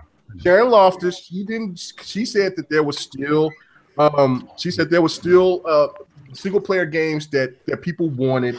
But also, EA, there was people from EA that actually said that the single player games are fading. Like, it's done. EA is not going to really do single player linear games anymore. They're going to do more open world, and of course add those special word for you, microtransactions. What do you think about this? Microtransactions. All I gotta say is that Luca, you killed it tonight. Oh man, like, do not mess with Luca. I know. I would have told you guys that already. Look. Seriously, she said everything I would have said and more. All right, go ahead. Oh, shit. She said so much that was so beautiful that I was just like, yes, on every point. I jumped up at one point and said this. He was stroking. Got it. He was stroking. Clan's car. I got too many RDX people on my podcast. This is ridiculous. Anyway, go ahead. What do you think about this stuff, bro? Yeah. So are single player games dying? Are they on the way out? No. And I'll tell you why. It's not because really about if publishers want to put out a single player game or not. It's, can they build a game around microtransactions? Can they build a game around these season passes, DLCs? They want continuing revenue streams per game. They want a long-lasting game because it's less work for them and more money coming in. So, of course, this is billions of dollars every year they're making with this stuff. So they want to try and get whatever they can out of each game. So what we're seeing now is an upswing of games, single-player games. A lot of people are talking about, is a single-player game dying? They're out there right now. Single-player games are all over the place, but guess what's also attached to them? Microtransactions, loot crates. They're all over our single-player games now. This is what they're attacking. This is what they're going to do from now on. This is what Phil Spencer said is a service-based game. And this is kind of what has me leery on not just Xbox going forward, but gaming going forward, is the fact that they want to lean towards these service-based games because, like I said, more money coming in without putting out too much. And this is kind of a slippery slope because I don't want my games molded around a microtransaction. I want my games molded around the story. I want it molded around the game itself. And then, hey, if you want to make extra money on there, so be it. Throw in some DLC, you know, make something worthwhile for people to run out and get. If the game is really good and there's going to be tons of DLC in the future, give us that season pass if it's worth it. But to have these loot crates, these RNG systems where, you know, you never know what you're going to get for $5 or $1, those are bullshit. Those are not needed. Those are just there for a money grab. And like I said, it's not. I just want people to stop talking about our single player games going away because they're not. They're here to stay. Let's let the ladies get a little bit of this. I was gonna say they're definitely not going away. I mean, look at Nintendo's model. Their whole model is based around single player games because they don't really have an online component. So, I mean, I feel like I'm getting attacked. I'm just question. Well, you need to check your ego because when nobody's attacking you, we just speaking facts right here. He's guilty. Luca got me. Look, I need to file a suit. Luca assaulted me. Anyway, keep going. I'm just playing with you. Go ahead. No, but it just, it is what it is. I think that there's bad games in every sector of what regardless of genre. You're gonna have bad multiplayer games that people don't play. You're gonna have bad single player games that people don't play. But I do agree with Funds on the fact that they're loading up single player games with microtransactions, and I'm just not a huge fan of it. Those things are not going to leave. Look, this is one of the things that when Miss Loftus, she made that point, and a lot of people didn't like it. No, a lot of people didn't like it, but this is the trend. When people, you know what I'm saying, the best selling game in this generation is Grand Theft Auto. And what does that game has? Microtransactions. And a lot of all the microtransactions. But look, Kmage, think about this, bro. Well, hold on. Did I go to you? Did I go to you, Infamous? Or No. Go ahead. The thing about Grand Theft Auto 5, that franchise is very, very, very popular. So you have people going to really spend money on those shark cards, but me, I ain't spend not a dime. I had grind everything on Grand Theft. She didn't say it properly. She said it like she was on that. Well, anyway, go ahead. I'm sorry. No, I'm not on anything, but it's the truth. I always say in every podcast that I do, I love a good story, and a good story is going to motivate me to get a game. Now, what the companies need to do is really promote their story, because if you're really not promoting your story, then you're competing with the Overwatches, with the Battlefields, with the Call of Duties, with the microtransactions. One of my favorite games, Fallout New Vegas, great story, no transactions, but you have to keep that in mind in the future when you buy games, especially single player. Are there going to be transactions in a game? Is that going to deter you from the game? Like I can play a game, I can play a single player game with microtransactions all in my face, but I bet you I won't spend my money on it. It depends on the person. So, is single player ain't going nowhere? No, it's just right now it's a lot of multiplayer based games with a little sprinkle of microtransactions. That's really hot out here in these streets, and the real ones know they'll rather grind. They rather grind and get their loot versus spending $20, $40, $60 on some maybe shit. You feel me? Right. I feel you. All right. Did I go to you, Miss K, or because I don't know. Luca had me going. Yeah. Did I go to you? Okay. You know what I'm saying? Like, I'm shook now. I don't even know what to do. I don't know what Kmage's like dodging right now to the side. Where's Blue at to save the day? Oh my god. She would just encourage me, man. She'd be like, oh yeah, keep going. I know. You know what? I was saying I was playing Gear against Blue. And she comes out all. Yeah, we heard the story. You got body. We know. You crazy. Blue is scared of that chainsaw coming out. Look at him. Look at him. Kmage coming out the fog with that. Anyway, let's get this. Is this recorded? So I got to see this video. It is on Z's broadband bullies thing with he's always playing Gears, and Blue got that one. Fuck you, Kmage! I'm like, God damn. Anyway. But look, let me say something real quick. Go ahead.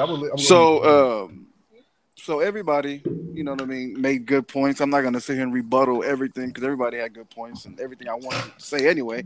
But I'm gonna mention something that no one has said yet, and the origins of microtransactions, it just came from one source and one source only. This is why we see it now, and that's Farmville.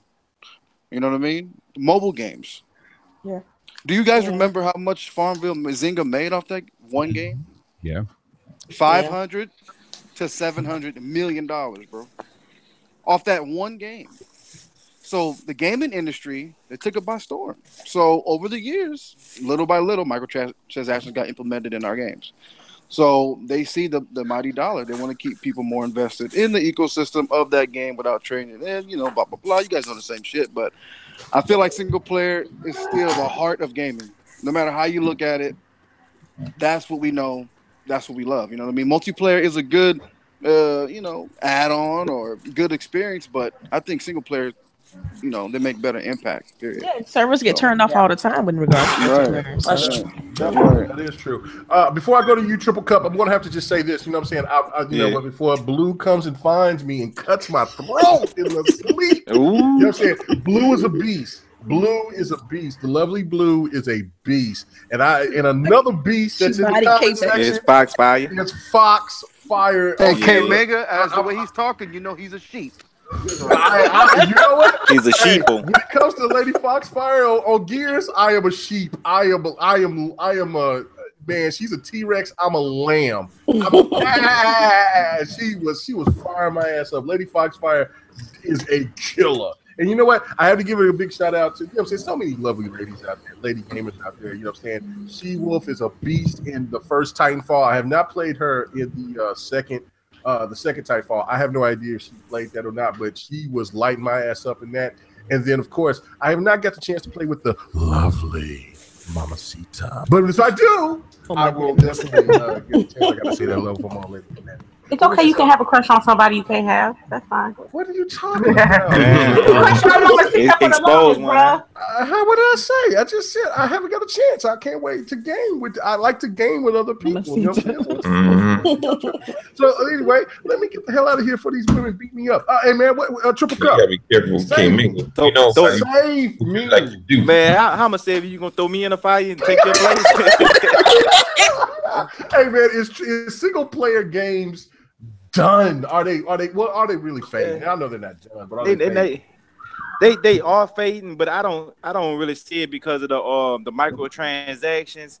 I think it's slowly but surely, and it's more based upon the replayability. Like a lot of people when you purchase, same story like all day was saying, purchase a single player game, you beat the game, you trade the game in, the next person get that same game, and the cycle continues with that one single game. So they losing a lot of money like this. So I mean, I don't care for no microtransactions, you know what I'm saying? Fonzie really, you know what I'm saying, he sent them to Hades, like how you say, Kmage, but hey. Man, I gave you a tag on it. I gave you a tag on it. You did. I'll give you that. Good one. But yeah, they just, I mean, don't get me wrong. I like them. My whole thing with my single player games is when I be playing multiplayer, because I'm 90% multiplayer, 10% single player. But when I be getting my ass handed to me in the multiplayer games, and I get pissed off, nothing calms me down in like a single player experience where you could just get indulged into the world. I mean, I even like games like Telltale games like the Batman. Man, I love those. Just the story modes, just the experience like watching a movie 10 times better than watching a movie when you be able to interact with a movie, So I hope they never do go away, but they is kind of like slowing down because most people playing multiplayer, and it's in the industry is pushing for that because of the microtransaction, the loot crates, and the so-called gambling they be doing when they be spinning the wheel, hopefully get what you want and got to pay $10 and do it all over again. You know what I'm saying? There's a win-win on them. They chasing the money. You can't blame them. That's what that's a company. That's what they supposed to do. All right, Livewire. What is your thoughts on this? I mean, are single player games fading? Or what I'm saying, or is this just a lot of hot air? I mean, it's because we see a lot. I mean, Mario Odyssey. Look at the scores on that and all of that. What's going on? Yeah, I don't think it's fading. I just think they just put microtransactions with everything. Even in Mario, you can buy shit. I was looking at them play that game. You can buy. I mean, I think most of that stuff is in-game credit, as far as I know. Yeah, you can buy outfits and shit. But yeah, you can buy outfits. The dudes running around with a damn sombrero on and fucking a poncho and shit. Hey, you know what? All day sound like he's gonna put on his Luigi hat on. Yeah, right. He stood up for that hard. You know what I'm saying? Yeah, I mean, don't get me wrong. Mario looks cool. If I had a Switch, I'd get it. But I mean, I'm not gonna spend no money on that shit to go get that shit. You see what I'm saying? That's Fondarelli. Is that one of your 9 kids? You got 8. He got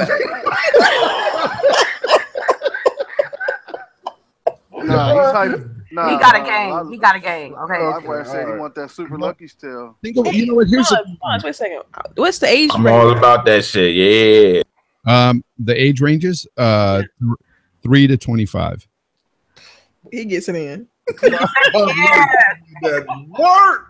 Hey, I got to say one more thing on this topic.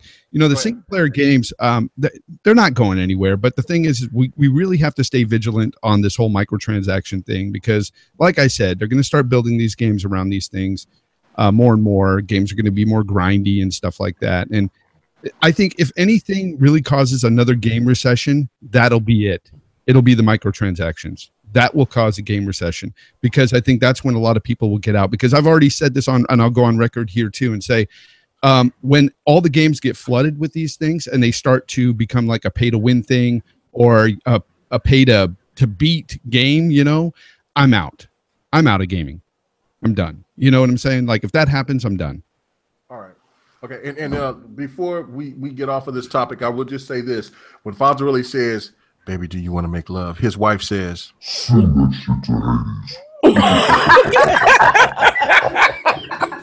all right, so let's get on to the next topic. Let's see.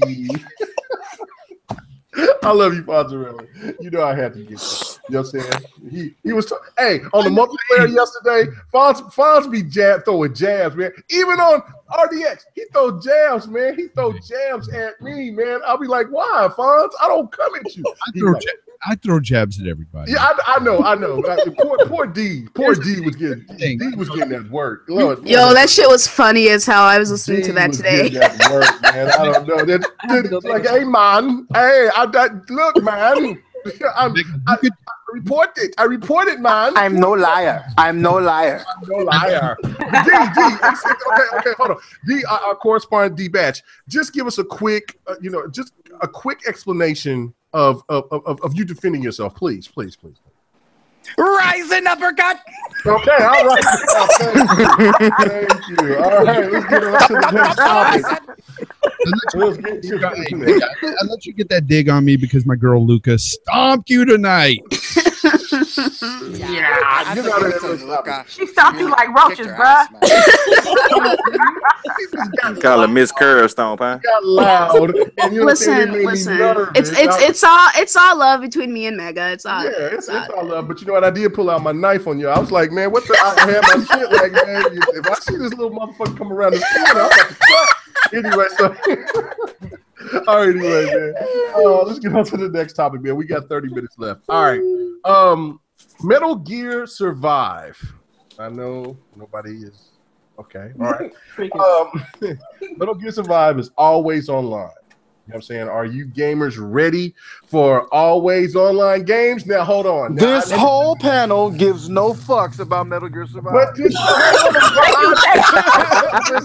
listen, there's a lot deep rooted. Okay, go ahead.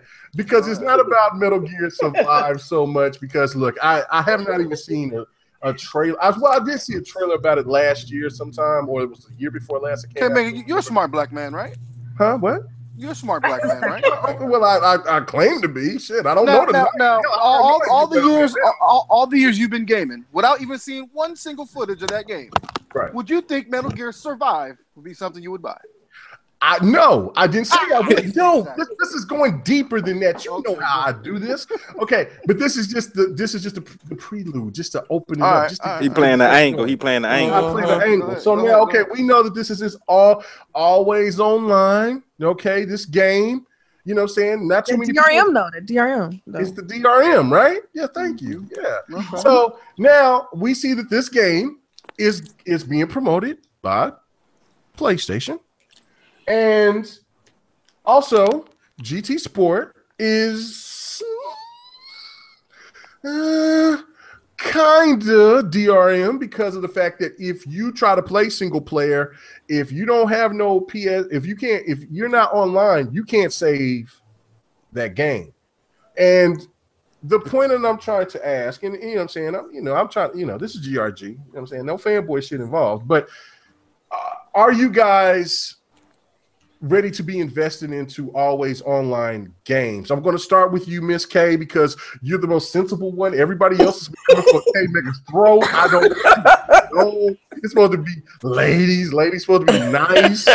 So, Miss K, this whole DRM thing that was brought up in 2013, as we know, that Xbox got destroyed behind of it. Now we're starting to see more and more of these games just coming out of the blue and say, hey, we're always online. Don't worry about us. We'll be fine. So are you still on board? Are you interested? Or is it something that, you know, that we should be concerned about?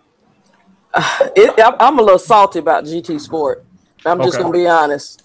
Right. I wouldn't play that shit if it was free. Whoop. Oh, damn. Do tell. I'm a Gran Turismo, you know, that's a disappointment. That whole thing. Gran Turismo, girl. It's an insult to the fans. Oh, okay, Miss To K. me, you know, personally. No, just saying. So you telling me, did you buy GT Sport day one? No. I didn't buy it at all. Okay, all right. So hey, can I say this? Yes, I buy good games. Oh no! Oh damn! Okay. Hey, was it the reviews? Was the reviews? Hashtag champagne. Like it was that I actually played it. Oh, okay. So no, I wasn't impressed. No, I can keep it real like that. You know, I was like, And if I'm saying something about a game, you best believe it's probably not good. Right. Yes. Because she plays everything. Nah. You know what I'm saying? She shows everything. It didn't take me off of Forza. Let's just say that. Okay. But back to the discussion about online games. Yes. It doesn't matter because we're online for everything else. Okay. Doesn't matter to me. But if I'm gonna trust somebody's online service, it's gonna probably be Microsoft. Let's be real. All right. You know what? I like her style. I have a PlayStation 4. You know, I'm just saying. I'm gonna keep it real. She play her PlayStation on single players on PS. She shows everything. You got PC. I got it all. The phone, the 360, the one, the X. She is not. I got it all. And when you is a dedicated gamer. That's it. If somebody comes in the comment section talking about you get those X out of here, I'm like, you better watch her channel because there's time. I've been watching this K ever since I've been watching. Because look, the first two people that I watched when I started watching YouTube was three: Zaire, B Shadows, and Miss K. Shut up all day. Shut your damn mouth. And you too, Fonta, really don't say nothing.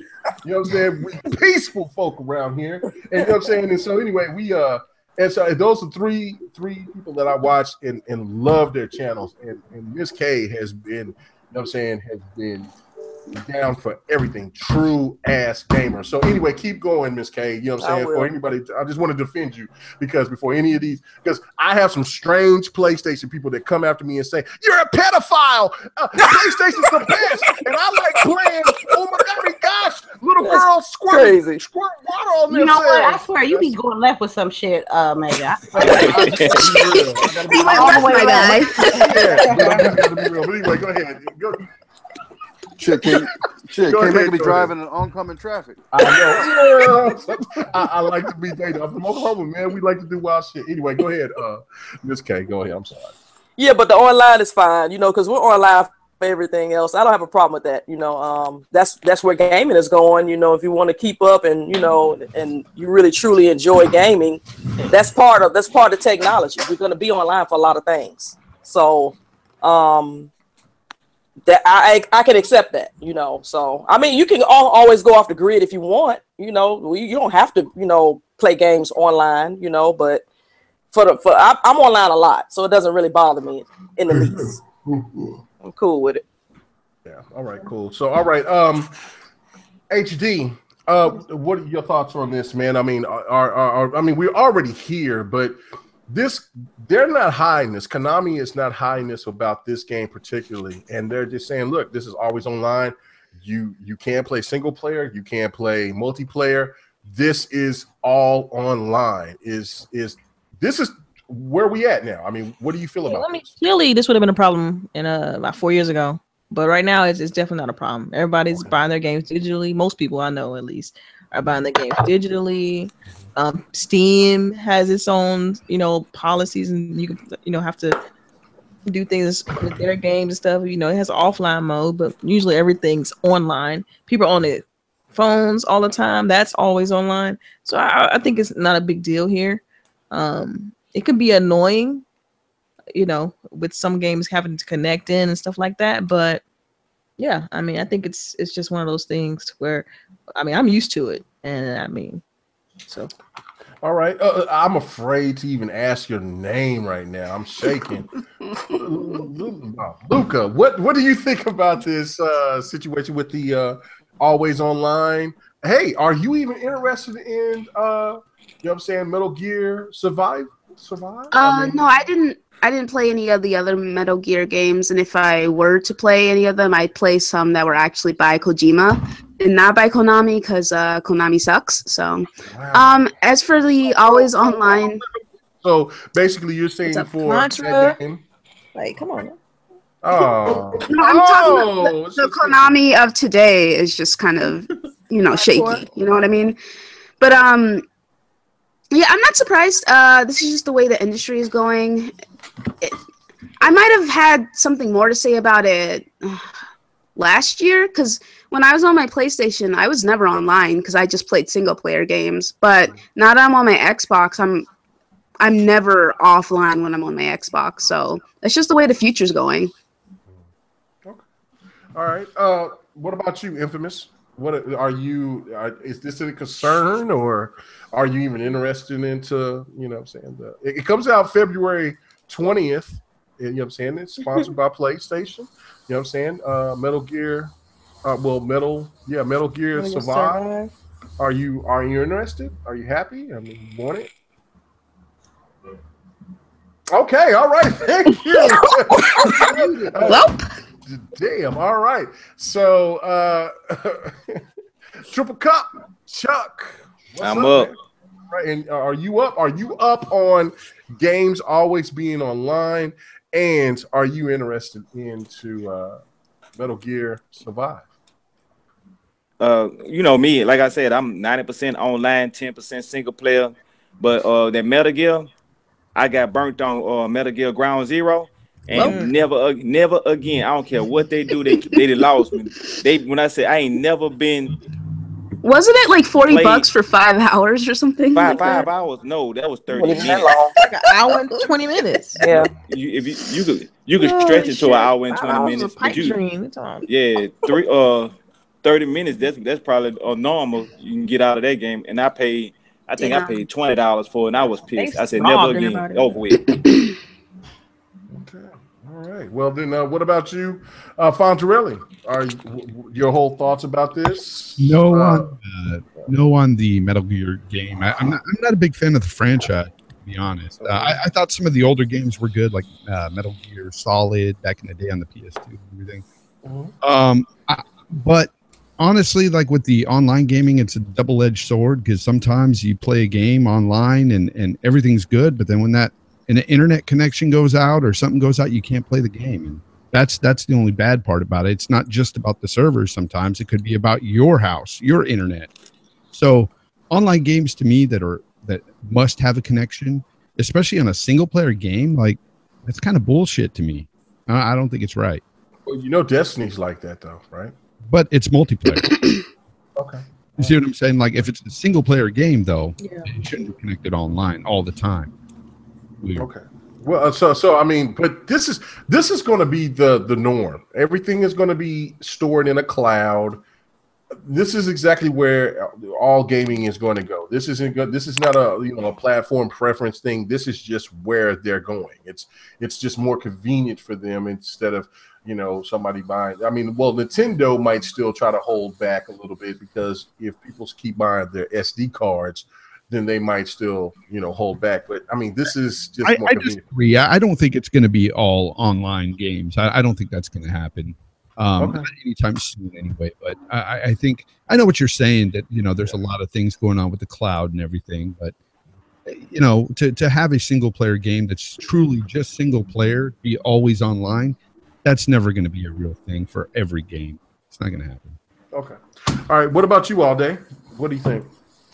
I mean, I don't know, man. If I'm always online anyway, I don't give a fuck. I mean, I don't know. I don't care. I don't care, man. Fuck that topic. All right. Yeah, the topic, it's dead. It's gone. It's finito. All right. So let's get on to the next topic, and let's talk about Mario. Okay, fuck Mario, man. We going on to the next one, man. Xbox One gifting. No, we'll okay, no, let's go back to Mario. Man. I want to talk about this. Okay, Xbox. I will no, not. I'm sorry. See, Xbox is on my mind. Is in my heart. We got Super Lucky. Stop it. Super Lucky. Hey, man, look, LiveWire whoop your ass. You know what I'm saying? You talk about that Super Tail, man. You know what I'm saying? He's all about that life. $500 for Super Lucky. Anyway, listen, check it out. Yeah, hold on. Okay, check this out, though. To be honest, you're paying about $400 for Mario because if you bought a Switch, you bought Zelda first. You can't buy Zelda, Splatoon, or Mario Kart Deluxe, and then you're like, I'll wait for Mario Odyssey without buying the SD card. Well, do you like steak or do you like top ramen? That's the thing. Well, I mean, Super Lucky Tail's only $30. You know what I'm saying? Everybody, I got a 5 gig. Top ramen is $3-4. No, Mario is Mario is what? $59. I paid $40. I didn't pay that. I paid $19.98. How the hell? Oh, you must have credit. Okay, listen. All right, so it's called start shopping smarter, man. Yes, got to shop smart. Okay, listen to this. Well, let's get to this. Mario has the highest review scores with a 10. They have 9.5s. Nothing is lower than a 9. Man, because it's Mario. What the fuck? What you expect? You know what I'm saying? And also another positive thing for the Switch fans out there. You know what I'm saying? I'm not going to do it like Z and just go into this whole long tangent, right? We don't have a lot of time for that. But you know what I'm saying? But but also the Switch, Reggie said that the Switch will also implement Netflix services. So that means I'm pretty sure they'll get Netflix, Hulu, all of that other stuff. Rage your vision making, watch his best friend get shot in the head and say, "Hey, you want to switch?" Like, he's the worst of PR, man. He is, but hey, man, he's a mulatto dude that's doing his thing, man. You know what I'm saying? He's been holding it down for Nintendo for a very long time. So I'm going to go to you, Lady Infamous. Mario, are you excited about this? Is this are you interested in getting a Switch if you don't have one yet? Man, you might as well shoot in the no right now. Oh, my nose messed up right now. Let me go the only thing I'm interested about Mario and Nintendo is the Super NES Classic. Other than that, man, you can just shoot that no right now. Go ahead. Go ahead. Okay, all right. I need to know. I need to know. But it don't work. Oh no! Hold on. Hold on. We're going to get it. It's broken. It's broken. I can't do it. No! Okay, there you go. All right, so, damn, y'all like in the car when this radio don't work. Yeah, hold on, Luca. All right, now let's go ahead. I know you're not used to these long podcasts like this because you get an hour and you out. But you know what I'm saying? What's up with this Mario? Or do you have a Switch? Are you excited about this? I mean, high reviews. Netflix is the Switch that it console. Is it going to win the fall? Dude, I don't care about Nintendo. No! Thank you, Luca. Thank you. I mean, like, Nintendo games almost always do really well and score really high. I'm not surprised it's doing well. I'm happy for everyone who's playing the Switch and enjoying their games and all that stuff. But me personally, I don't have any nostalgia for Nintendo. I didn't grow up with them really, and I'm also like 16, 24. I'm also where's my belt? Anyway, go ahead. I'm sorry. Go ahead. You go down. Okay. But yeah, no, I'm just not interested in any Nintendo games. I want to play mature games for adults and not kids games. Yeah, smack somebody if it don't blow up on mature games. I'm a boy, Damon. Yeah. I'm a man, Buddha. 25 bucks. Anyway, all right. So Miss K, all right, we know. I've seen your Twitter picture. You had you went like I went all the way. I went.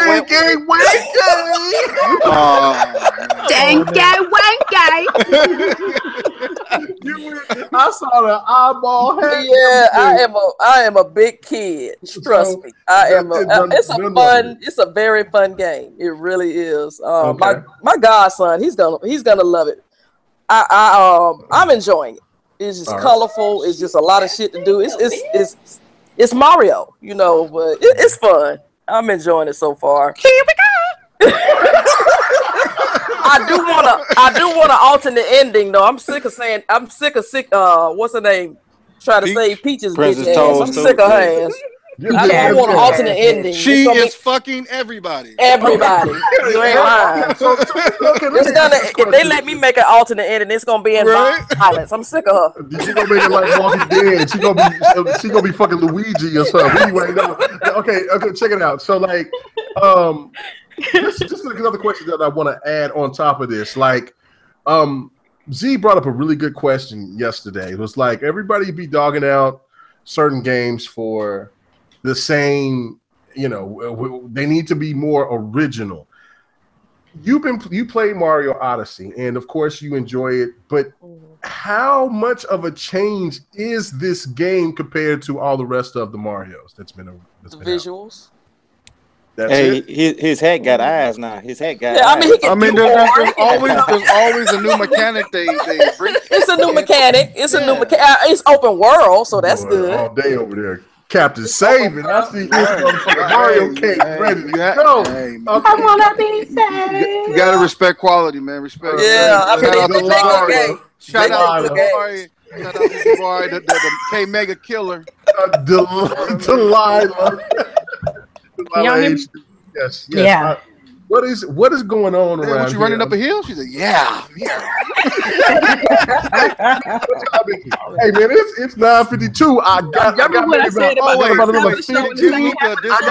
got only so much more time because her man is sitting on that couch with them drawers. He's like, God damn it, I for the game, get your punk ass off this podcast. So I gotta hurry up. So anyway, Delilah, Steve.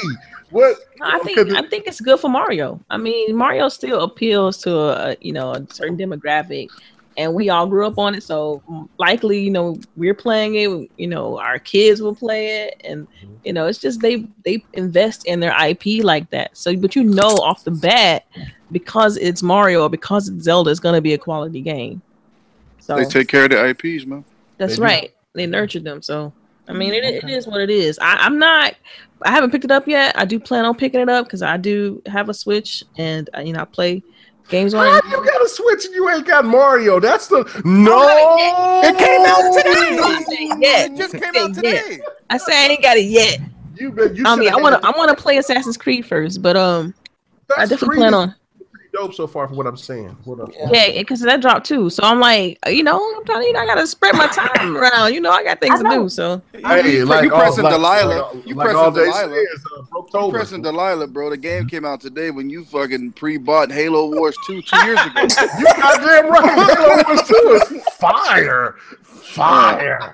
You got knee pads for lock, man. Thank you all day. You damn right. We were just see yo. You said? Did you hear what I said? Punk ass was not your. You don't know. I support lock. I said you got knee pads for lock. You said yes, I did. Yes. Be on that other shit if you want to, but this is the whole thing. We had a really good straight discussion about earlier with the females I should say it ladies. Had, what I'm saying, gaming ladies brought their points of view out, and some of the main topics that was addressed was about more ethnic people being star protagonists. Stop that shit. Anybody, go ahead. I'm gonna cut you to the motherfucking white. Keep on.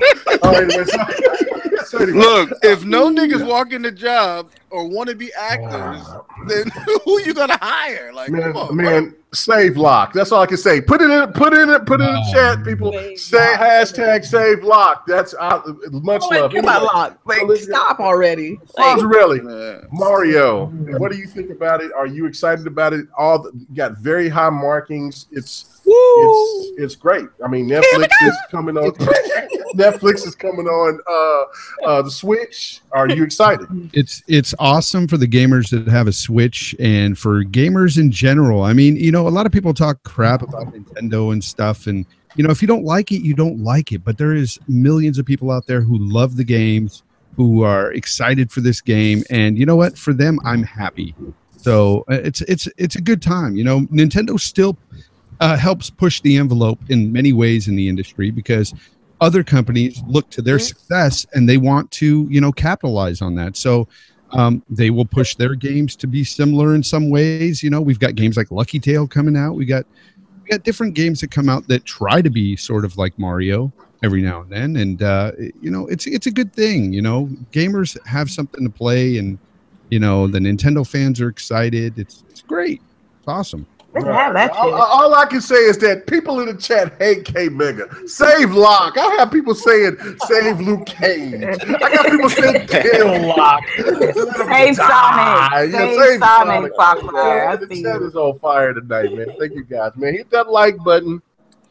Not for Kmage, but for the crew. The crew is what makes GRG, and our guests who makes GRG, man. It's not about me. It's about them, and you know what I'm saying. Support them. You know what I'm saying? So my $10. I need my 6-pack of blunts, yo. Hey, you just gave it 100, huh? You support Kmage is dead. They're coming after my throat. Anyway, what about you, Triple Cup Chuck? What about Mario? Are you excited about it? Are you going to get a Switch anytime soon? What's up? No. And but Mario, if you like it, it's cool. I mean, it's just a game that for fun. It got 100% fun factor, and that's the most important thing about gaming. Is a fun. It's game with a fun factor. You can't never take that away from Nintendo. Mario Kart would never be more technical than Forza, but it's always fun.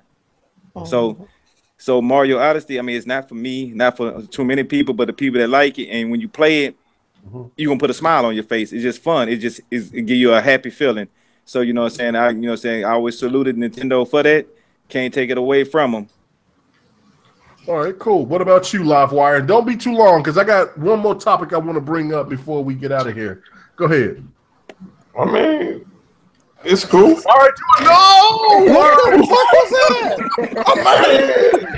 What do you want me to say about Mario? It's Mario. We seen this shit for years. That nigga sound like Hager off of Final Fight.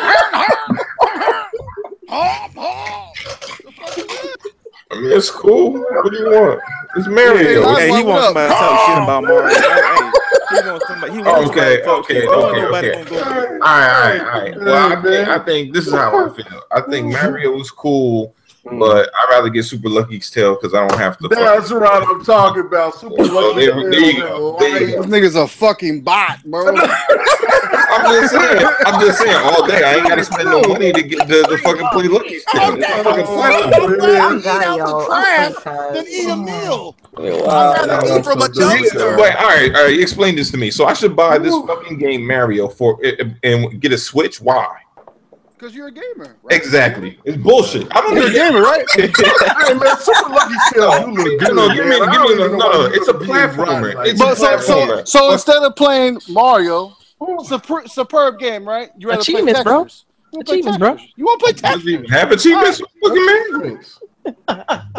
Hey, on Mario, they finna start implementing the coin system. The coin system. Yeah, like great. Yeah. Wonderful. They backtrack all that shit that I had from Nintendo back in the day. No. But look, we're talking to a man who spent 40 hours in Phantom Dust 80 years later. Man, Phantom Dust is a good game, man. Stop being salty, bro. No, even though I'm looking forward to games like Wolfenstein 2 and well, yeah, I mean, but that's what I mean. But come on, Fonz with Wolfenstein. I'm not even putting Mario in the same sentence. It's Wolfenstein. Wolf, whatever the fuck.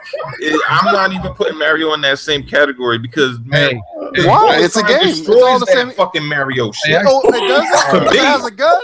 I actually. Oh man, come on, man. I'm gonna have to set your dreads on fire. That's what I'm gonna do. Hell no. Hey, listen. When I'm over here playing what I want to play, you can play with Barney if you want to. I don't give a fuck. I love you love me. Man, his name Yoshi. You know the show's over when they start using Barney as a reference. We got one more topic. What are you talking about? Barney came out around the same time as motherfucking Mario, bro. You know what? My old lady just walked across the hallway. Yo, and she gave me that look like, yo, punk ass, put a good off that motherfucking game. By the way, I said Wolfenstein as kind of a dig because LiveWires was calling Mario. Okay. Oh, Mario. I'm from Jersey. I don't give a fuck how they call it. Mario. They know what I'm talking about. Regardless, that shit is whatever. Okay, now you know what? Now my old lady's dancing in front of me in blue pajamas. Okay, we don't need to hear all play by play. Like now she's walking. Left foot, right foot, left foot, right foot. It's like 20 degrees in Oklahoma right now. Hey, no, it's 20 degrees right now. She's just over here fucking with me. Anyway, I'm happy. I'm happy that these big games are coming out and everything. But I gotta say, when I see a game like Super Lucky Tail, I'm kind of interested in that game. I really am. That's good. New experience. It looks good. Looks good. Anyway, okay, let's get to the last topic. You know what I'm saying? Meth is a hell of a drug. Go ahead. Come on, man. No, don't be telling me come on. Don't tell me come on. Come on, man. Come on, man. That's what it is. I'm trying to get up on these games, man. You ain't gonna be playing no games. Watch. You need to be worried about Atlanta and what's wrong with them Falcons while my Rams is number 2 in the okay. Let me stop. Nobody cares. I don't play for them. I just watch them.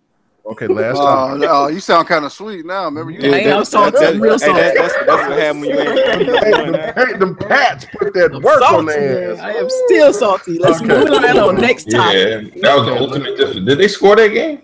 No. Yeah, they did. They did score. All right. Top YouTubers that has been critical towards Microsoft. Wow. Has been getting free Xbox One X. Woo! Now, that's fucked up. Now, that's awesome news. I'm still waiting on mine. So, ladies and gentlemen, will this strategy work? I'm gonna go straight to you, Delilah, because I already know how you feel about this. You know I'm salty already. I know you salty. I know you salty. They'll say it. Okay. Will this strategy from Microsoft work? Or will this backfire? Delilah HD, our matriarch, let us know what you feel about this situation. You know what? I don't know. I don't know if it's going to work or not. I just... I expect something better than that. I don't got an answer for you. Let me finish. I think that it's a 50-50 chance that some people, I mean, it can blow up for them. It can go south for them. You know, because what if people look that has PS4 Pro is what's called PS4 Pros, and they probably feel like, I'm just saying, but come on, man. But like, let's just say that they don't, for them, they don't see a difference, and so they might downplay the X or whatever. I just feel like it's too risky. I would have put my money in a different marketing strategy than to just let me just give influencers Xbox One X's. Okay, I see why they did it, but at the same time, I think execution could be different. All right. Kill them with kindness, man. That's all it is. Luca, let me come to you. But it might blow up in their face, though. Yeah, well, okay. What if all of them band together, like, oh yeah, we're gonna trash the system, and then somehow that stuck in everybody's head, you know? Yes. Now it's like 2013 all over again. It kind of feels that way. I will agree with you on that. So, Luca, I'm coming to you, and I'm going to ask you this question. Now, we know, okay, like I'm sub to Boogie, you know what I'm saying? And you know what I'm saying? He's a PlayStation guy. I don't give a damn if he's PlayStation or Nintendo, whatever. I like his content. So, he got a free Xbox One. I mean, an Xbox One X. Yeah, he got a free Xbox One X with 20 enhanced 4K games. Like, well, everybody got that shit though. Well, everybody that's got the free Xbox got that. But right, okay, we talk about Boogie. So Boogie might be cool, but what will stop Francis from coming and saying, we don't like this? This shit is not just bridge. So, Luca, explain to me: is this a smart strategy by Microsoft? You know, at the end of the day, it's business. And Boogie and all these other guys, they have millions of followers. And if Microsoft can give them free stuff to try to soften the blow or any criticisms, then good on them. I think it's smart for them to reach out to people who criticize them the most. I mean, honestly, when I saw Tom Warren got one, I was feeling some sort of way about it because fuck that guy. But I was just like, you know what? It's not that big of a deal. We'll see how it shapes up. And at the end of the day, if they're going to trash the system, they're going to trash the system. It doesn't really matter what people do or not do. But what does that say about the Xbox team? Sir, we already know they're out of touch. We already know they're out of touch. They're all kumbaya, my lord, man. Like, they're over here congratulating Sony and Nintendo for everything. It's like everyone acts like they're surprised that they would do something like this. I'm like, have you not been paying attention to these guys? Like, freaking streaming Neo when they should be playing Halo Wars? Like, stuff like that, man. It's just like, I'm not surprised the Microsoft execs are chill, man. They just want to enjoy their games. Games are gamers. Gamers are games. All that fun stuff. It's like everyone's got a fucking incense candle lit, man. It is what it is. Like, it is what there's not a competitive bone in their body. They just don't care. They're just like, yeah, we're gonna send this out. See how it goes. I understand why people are upset though. Like, I get it. But it's just kind of like y'all act like this is a shock. Like, this is a surprise. I'm not shocked about it at all. I mean, I just think I would have just did it a different way. Right. Well, yeah. Like, how would you have done it, Delilah? Okay. Well, okay. Yeah. Go ahead, Delilah. No. I mean, like, I'm genuine. I'm actually curious how I would do it. Yeah. Prime example for me. I think the 100 people that they brought that participated in Xbox Fan Fest across the United States, across the UK, and in Mexico should have all got Xbox Ones, and because they're gonna stream anyway. Yeah. They're gonna be the ones that post as well, and they're the diehards that support the system even when people were bashing it. So I would have gave all of them Xbox One X's and not people who bash the system. It's just no, I definitely agree with that. I definitely look. That's if you think about it like that. That's 300 people with systems that's gonna tell their friends like, oh yeah, Xbox hooked me up, blah blah blah, and mind share goes a long way. Now, ain't no telling what these guys are gonna say because we know they trashed the brand in the past. So, and if history, serves us right, we know what these people say on Twitter. We know what these people have said in their videos. So they're gonna sound like hypocrites if they go and try to say, "Oh, it's good now," and Xbox is great, and they're gonna sound like hypocrites. So that's the reason why I look at it a little bit different than everybody else. Okay, all right. What about you, Miss K?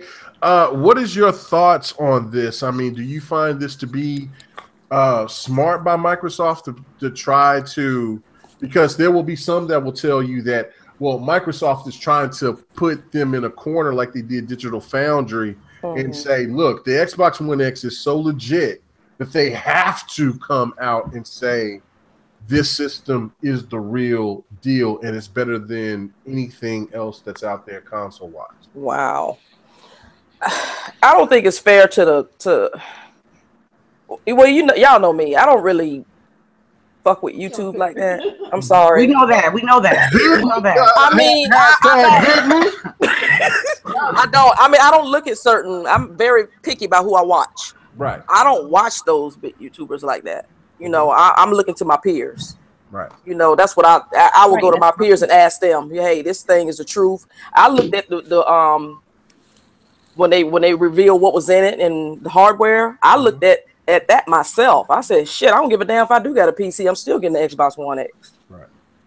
But to me, I think I think it can backfire because I don't think there's any way that you can't please everybody. I understand that, they wanted to send it out to these different YouTubers because, like you said, they got so many followers and it's a lot of sheeple, so to speak. So, I'm hoping it doesn't blow up, but I think the industry is going to do what it's going to do, like they've been doing. If they've been bashing the whole time, they're going to continue to do that. So I don't know. I hope it doesn't blow up, but in a negative way. But we will have to wait and see. We don't know.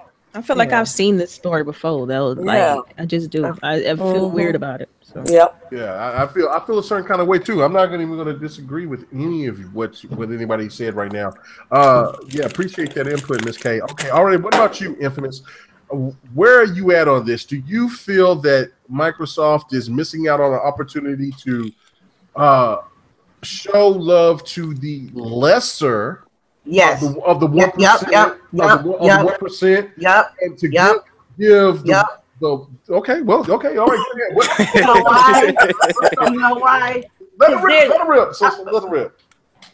Okay, I can say that. Okay. Yeah. There's people in the industry that they're a bunch of dick riders. I'm telling you. Yeah. You got people that talk mad shit about Xbox, Microsoft, and what they represent, but you be all up in the events that Microsoft is hosting parties, and vice versa. You got people that hate PlayStation, people that hate PlayStation, but you all up in their events. You know what I mean? When E3 popped up, the swag was gone, and I know that people came in E3 not for the sole purpose of enjoying the festivities, just getting swag. So in this situation, I'm like, I see a few people getting a new Xbox and shit, and I'm like, but I never see you rep it though. I never see you talk about it or talk anything positive about this particular product. Now, Microsoft was nice enough to give it to you, but what I would have did was I would have had a focus group like 6 months ago. Research Twitter, YouTube, Twitch. Anybody who's not as big as Boogie, but who appreciate the Microsoft product, or up and coming streamer that doesn't have the right equipment. Hey, let's shoot them this Xbox. A person that ain't got shit is genuinely gonna be honest about what they have. If you have a motherfucker that got everything like Boogie, how long you think that's gonna have play?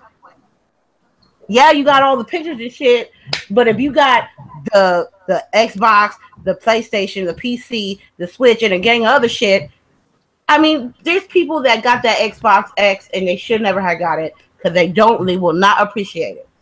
And they should have gave it to somebody who's been repping Xbox for hella long, diehard day ones, like Delilah said, and give them the product.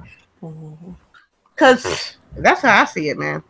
So yeah, they should have. No, I love it. I love what you're saying. I mean, talk the truth. Talk the truth. Okay, go ahead. Is All Day still in here? Or did he bail out? He gone. Okay, Fonzarelli, go ahead, man. Before this is the last topic. We gotta get out there. Basically, here it is. I see this as sort of a double-edged sword for Microsoft. On one hand, you get a bunch of haters getting some free product that have been bashing your stuff and could potentially continue to bash the new X. But then on the other hand, I see that there could be some benefits to this. Now, if this tells me that they might be really like hyped on this product, they really believe in it so much that they think that these haters will turn around with this product. That speaks volumes to, the media, to people that are looking at this situation. Like, why would you send it to haters? Just like when Digital Foundry was the ones picked to come and really show it. But listen, Fonz, you asking them to go against their market. These people are marketing towards PlayStation fans. So you mean tell me they're gonna all of a sudden start almost hype up Xbox to a bunch of PlayStation fans? PlayStation fans are the ones that's watching their channels. But here's the thing that I think could be the real start here for Xbox with the X. I think the thing is that these people, if it holds true that this whole generation was based on a narrative of power, which I truly believe that's what most of this has stemmed from. Like in the beginning, yes, with the whole freaking TV sports thing, it hurt a lot of people, in their minds, and they didn't buy the Xbox. But as time went on, what did we hear about 720p? It can't get 1080. This box can't hit 1080.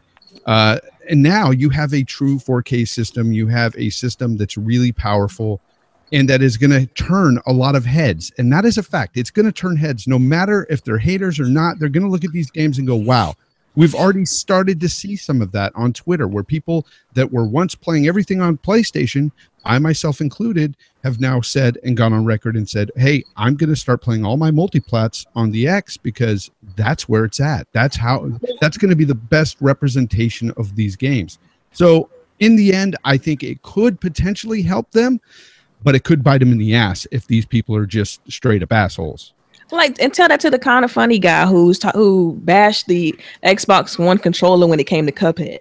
Like, I look at things like that and I'm like, oh, they're not gonna. It's no way. It's impossible. Yeah, that guy was complaining about the damn controller, and I'm thinking to myself, wait a minute, we're talking about Cuphead here, and he was complaining about the button layout, and you can change the button layout in the damn game. I did. He was retarded because he didn't even play the game long enough to know that. Yeah, Yeah, that just shows he's not even a real gamer. He's a bum.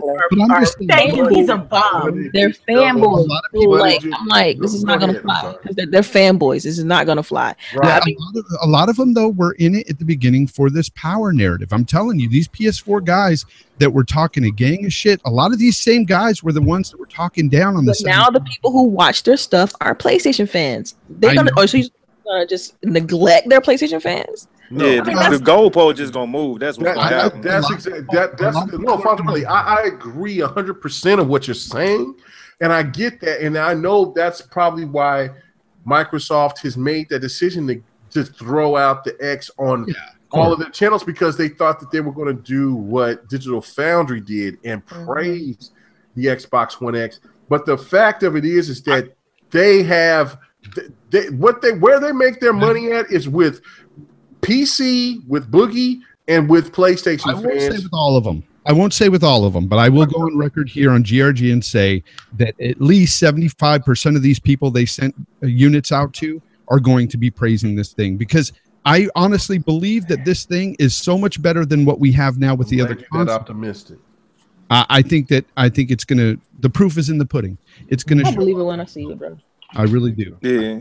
Well, no, I mean, there's nothing wrong. Look, I appreciate your sentiment, Fonz, because you know what I'm saying. That gives me hope for gaming. And, you know what I'm saying. Fuck it all. Because if this was reversed and this was, you know, the PlayStation coming out with the PlayStation Pro and Xbox was the leader and all of that trash, and then it was coming out and they were saying, well, the Pro is more it's just stronger than the Xbox One S and all of that. If it, you know, completely a 360, then I would commend PlayStation. Me myself personally, you know what I'm saying, would commend PlayStation for having the more powerful system, and this is the real deal because I am a true gamer. But again, I've seen this too much. Watch, look, all you have to do, anybody in the chat and everybody that will listen to the GRG podcast throughout the week, I beg you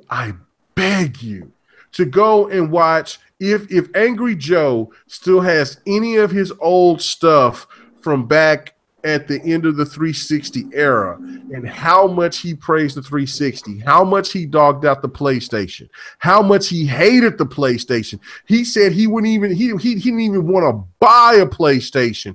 He hated the PlayStation. And then all of a sudden he don't even want to show content for the Xbox One. Xbox One. That proves my point. These gamers are very finicky, and when if there's a certain thing, if there's a certain narrative driving this generation, it's been power. And I'm telling you guys right now, if this thing is really truly showing the capabilities that I really think that it's going to. It's going to blow the doors off of what a PlayStation 4 can do. Therefore, a lot of these guys are going to eat crow, and they are going to come back for their multiplats on this thing. And whatever exclusive comes out, they're going to be on the X. But do you think the PlayStation fans will even allow them to? Yes, they will do that. Okay, because what are they going to do? Well, I don't know. All Day showed something before we even started the show of where they were over here starting bullshit, saying that they pre-ordered the Xbox One X. All those people are just liars. I know that they're liars. Look. For Bullet, I respect what she does. She's a PlayStation fan. She's a PlayStation person. But you know what I'm saying? But the fact of it is that those were bullshit and those were lies. I don't know if she actually did pre-order, but I do know that there was a group that pre-ordered the Xbox One X so they could try to cancel, and this is what we get, and that's so. But here's the part that you guys haven't even really thought about. Sad. Here's the worst part about sending these quote unquote haters these units with these games, that 90% of them aren't even going to have the patch for the X day one. And they don't have them right now. So what are they going to say? Are they going to badmouth the X because there's no patch for it? That's the problem I have with it right now. Because right now there's only a handful of titles that actually have a patch out right now. Gears 4 is one of them. No. There's 100. No, there's they ain't. That's gonna be patched. They ain't patched. No. They're right. Yeah, there's other games that's gonna have this for it. It's coming soon. Right, Assassin's Creed isn't coming out until 2 weeks from now. The patch. So like people getting that X and Assassin's Creed are going to be bummed when they put it in there and it looks just like their Xbox One version. You could be right. So that's what worries me about sending it to these guys is things like that. Because they'll rip it up. All right, so let me go ahead to the last part of the crew. Triple Cup. Did I go to you? No. Go ahead. Go ahead, Triple Cup. All right. Well, my thought is okay, let's say, like how you say, you send them to the boogies and stuff like that, right? These big YouTubers, and everybody know, like, these big YouTubers, this is their job, this is their career, this is what they live, and this is what they eat out for. Now, just think about it in this situation. What you think gonna get more views? Them saying, oh, the Xbox X is the beast of the machine that it is, or they come out with a title saying, let me tell you why the Xbox X sucks. Everybody gonna click on it. That's what they live and they breathe off of. YouTube. That's their job, and their job is to get views. So that's what they gonna do. And another thing is, I would have never sent them that because of how they bashed it and stuff like that. I completely agree with Delilah. You know what I'm saying? The people that really was there for you, that's what you look out for. The people that fuck you, you should have that fuck you too attitude toward them. And when they had did them, like, you know what I'm saying, when they was doing it like that, that had been a best scenario for them to do. And when I was looking at Boogie, I'm just using him for example. Boogie has over, from what I think it was like 8 controllers, or it might have been more controllers that he was giving Microsoft gave to him for free. Do you know if I had 8 controllers and it was given to me for free, all my subscribers, I'd be like, who want a free controller? I'm gonna give something. I'm gonna give back to the people that that's watching my channel. He don't give none of that stuff to the people. He got 8. He one person. Do you think he need 8 controllers? Nope. And he getting every system, everything, and they just giving it to him. And he gonna bash it because his whole thing is his money is based off of who watches his videos. You know, so I don't respect the person that's like that, because if I was a YouTuber and my living and I made money like that and I was making that much money and getting free stuff, you don't think I give back to the people, you know what I'm saying? Because you know what I'm saying, it ain't gonna be about me, it's gonna be about we. I do it for everybody. I ain't gonna sit there and lie. I can't lie. You know what I'm saying? Some people ain't gonna like some of the stuff I say. I understand. But you gotta respect the fact, you know what I'm saying, I'm speaking it from the heart and this is how I feel. And I'm gonna try to keep it as honest as I possibly can. And I look out for the people that there for me. For the people that ain't there for me, I'm gonna stay away from them. Like how you saying what Boogie doing. It just to me, it's just bad. Angry Joe, bad.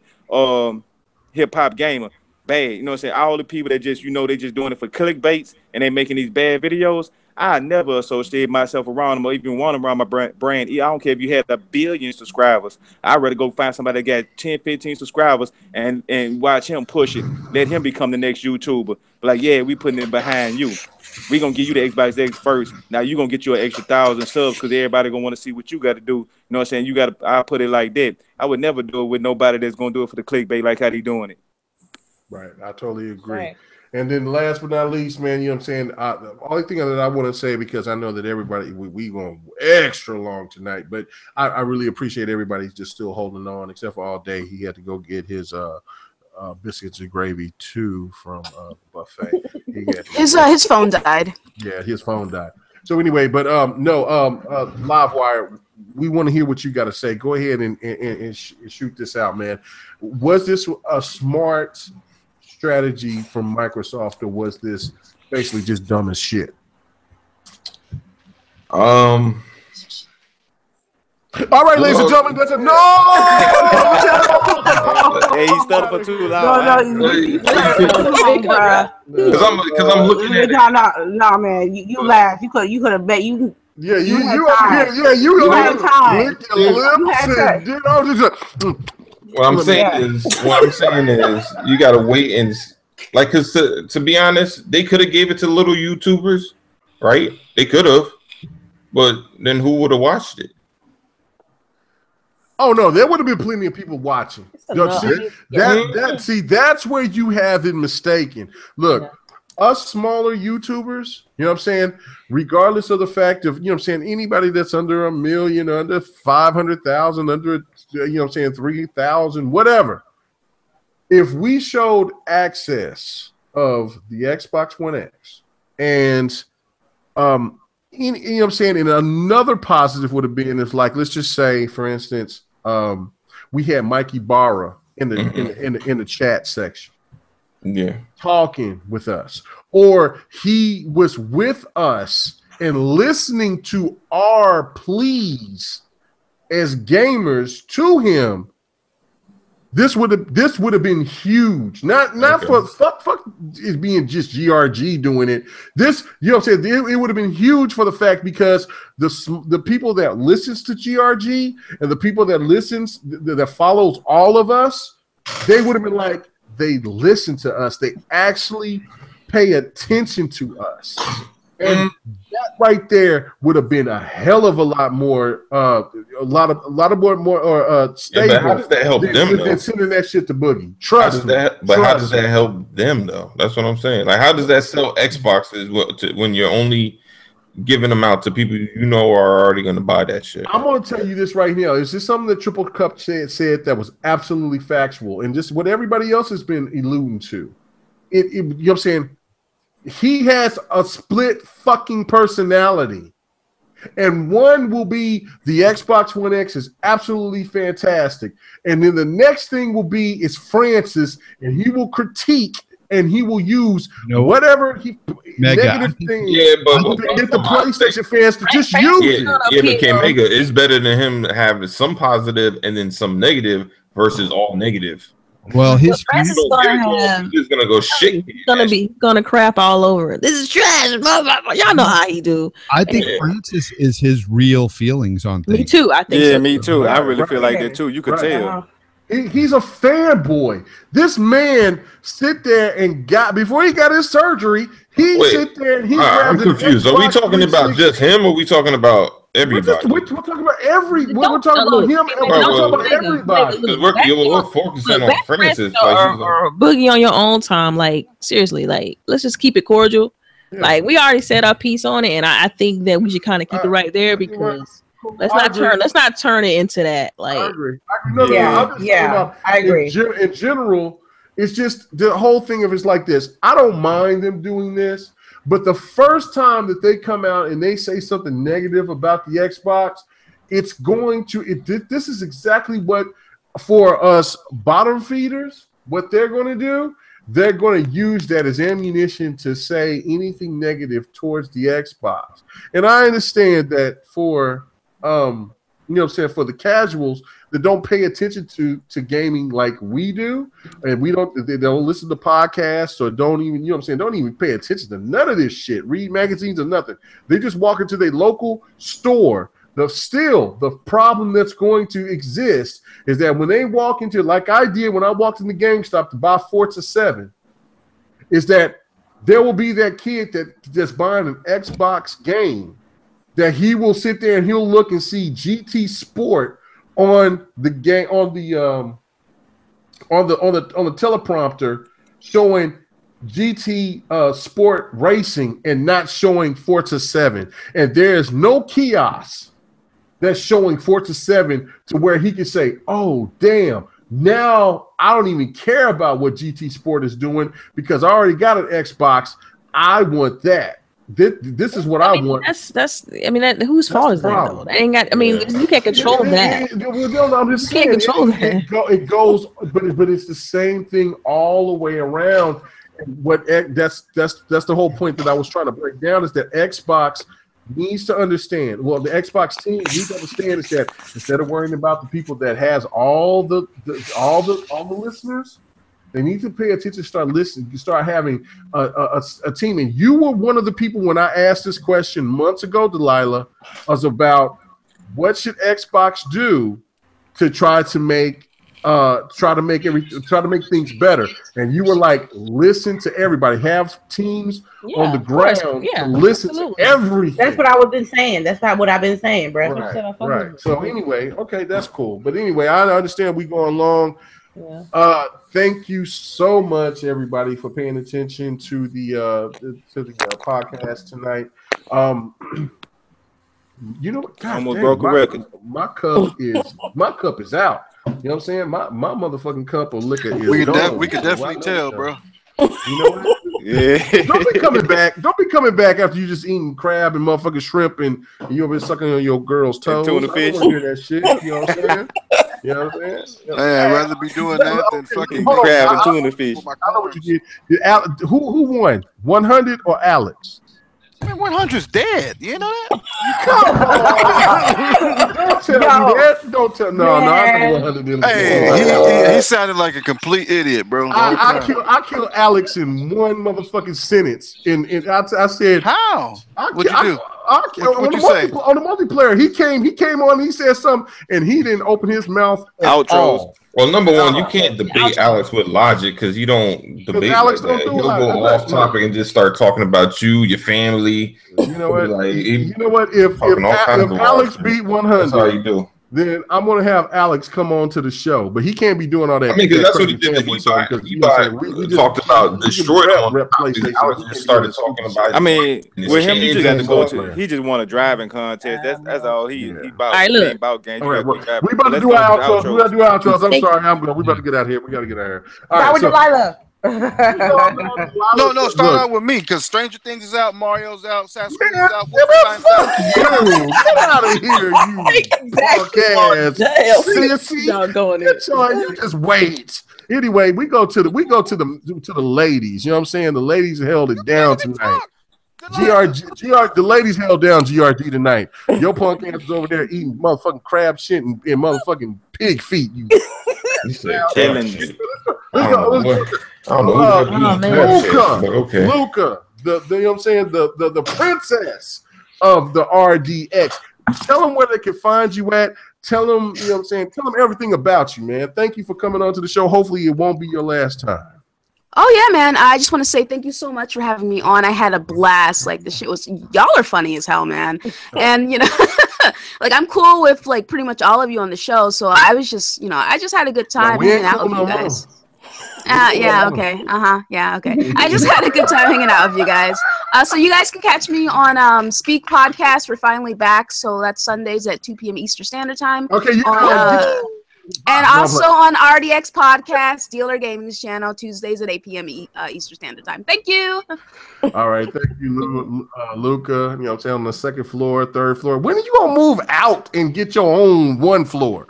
Listen, sir, I live alone on the second floor. Thank you very much. Okay, thanks. What? Yeah, on the whole floor. Like the whole floor? Speed it up.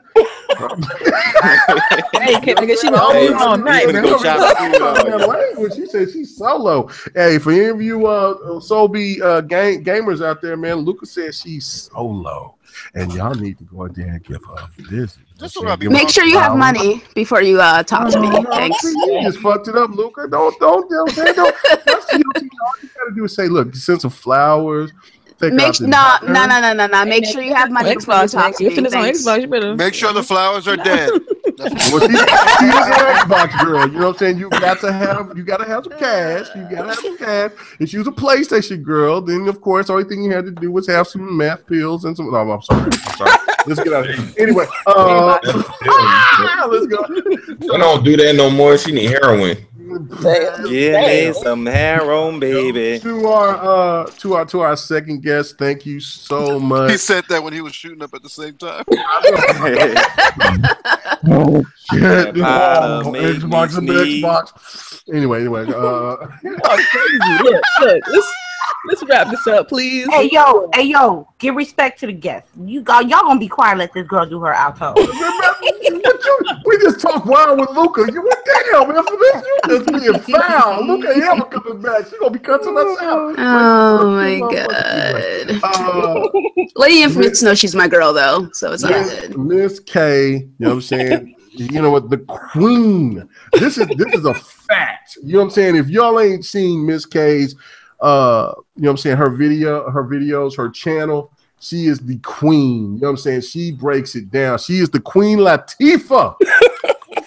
I don't know if that is. I might get my ass shot. I might get my ass shot because he's a soldier. You know what I'm saying? But I'm just, you know what I'm saying? She's the Queen Latifah. Make it sound like David. fucking county line or something. Shut your ass up, man. I'm trying to give us props, man. Come on, bro. Okay, anyway.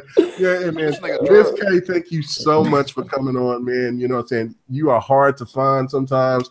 I've hit you up before, and I'm like, hey, Miss K, you want to come on GRG? It was like the first week. She was like, let me see. Anyway, so where can they find you at, man? Oh my goodness. Y'all can find me. You I'll do YouTube, but I look at y'all videos and everything still. I do. I'm over at VidMe, and you can follow me on Soldiers at Game on Twitter. Yeah, that's where I look at a lot of videos at. That's mainly where I'm at, or either I'm live streaming on Mixer or Twitch. Right. I will have everybody's links in the description. I actually know how to do that. It took me a long time to figure that out because I'm an old man, but that's okay. And I cannot wait. Shut your bitch ass up. I got my belt and I'll whoop your ass all day. Oh, goddamn, I whoop your ass.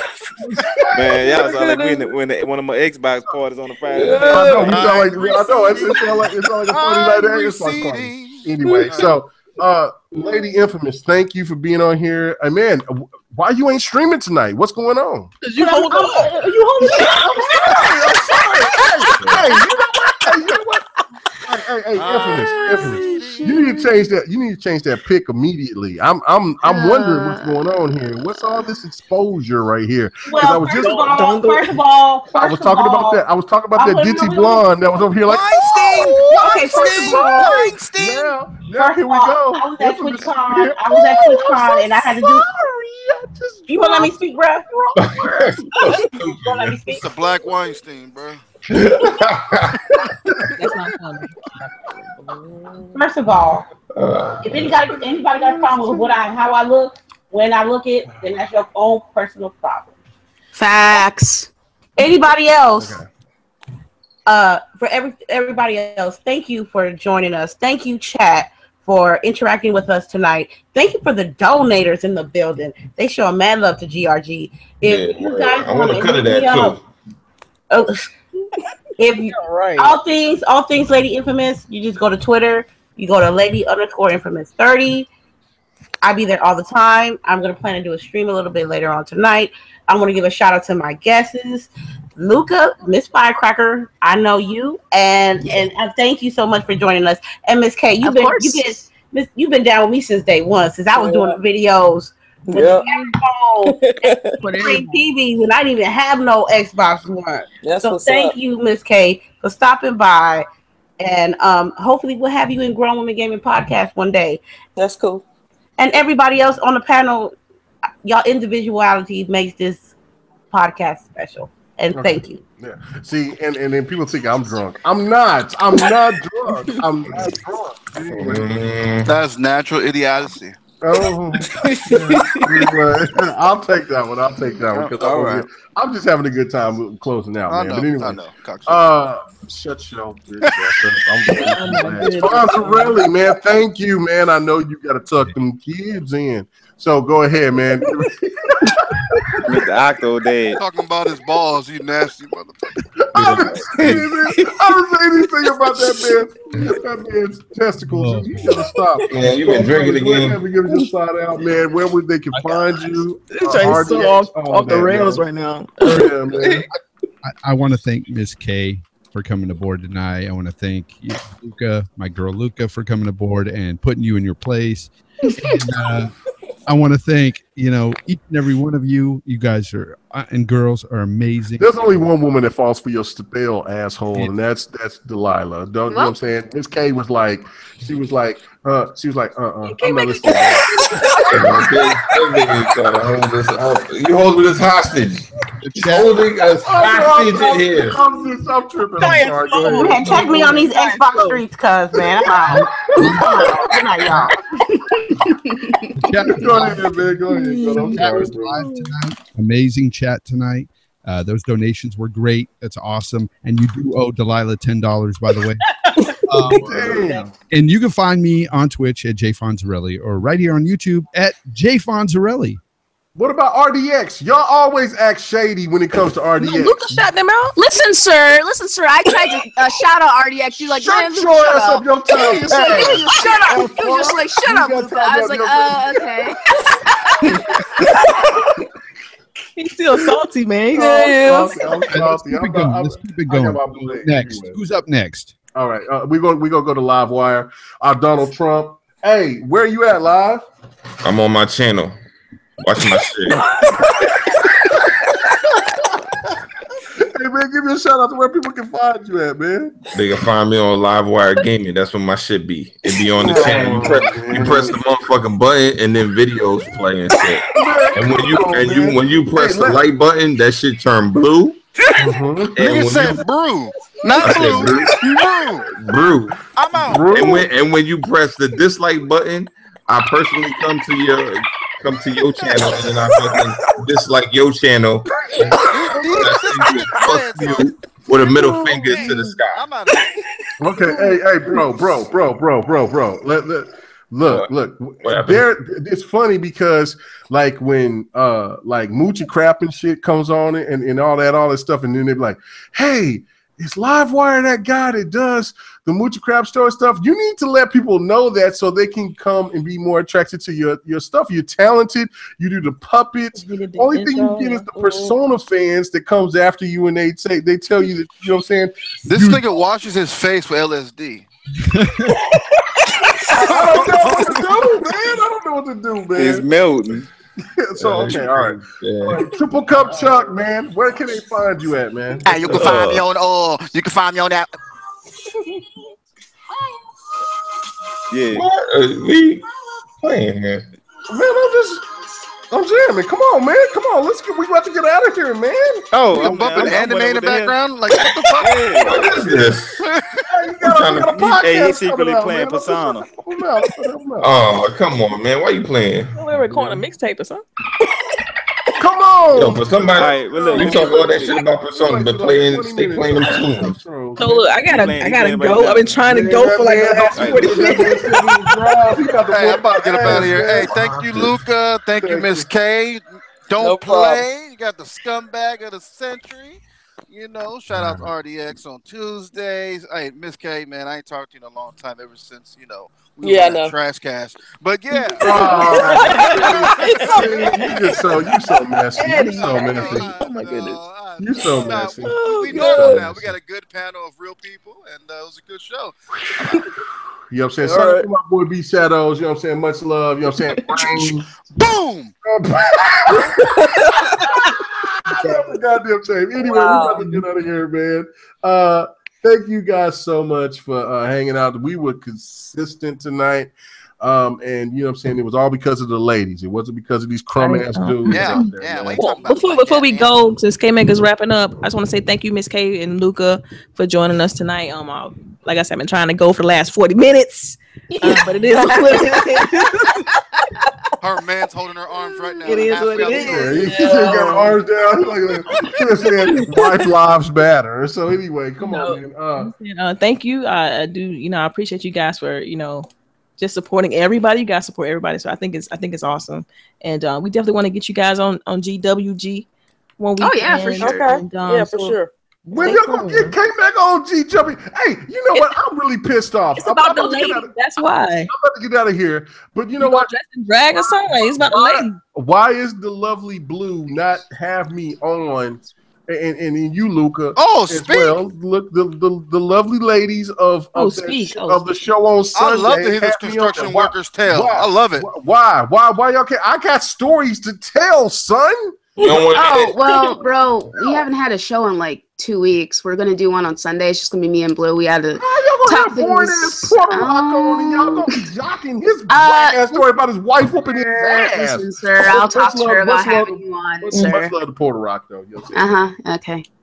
Yeah, okay. Anyway, everybody. Now we get to listen to fucking Sasquatch. Kmage just want to go on there and do it and perform his vagina monologue and shit. Man, you know what? Okay. Everybody have a good night. Thank you so much. You know, it's Friday night and the night is right. And if you are a Persona 5 fan, you love that penis demon.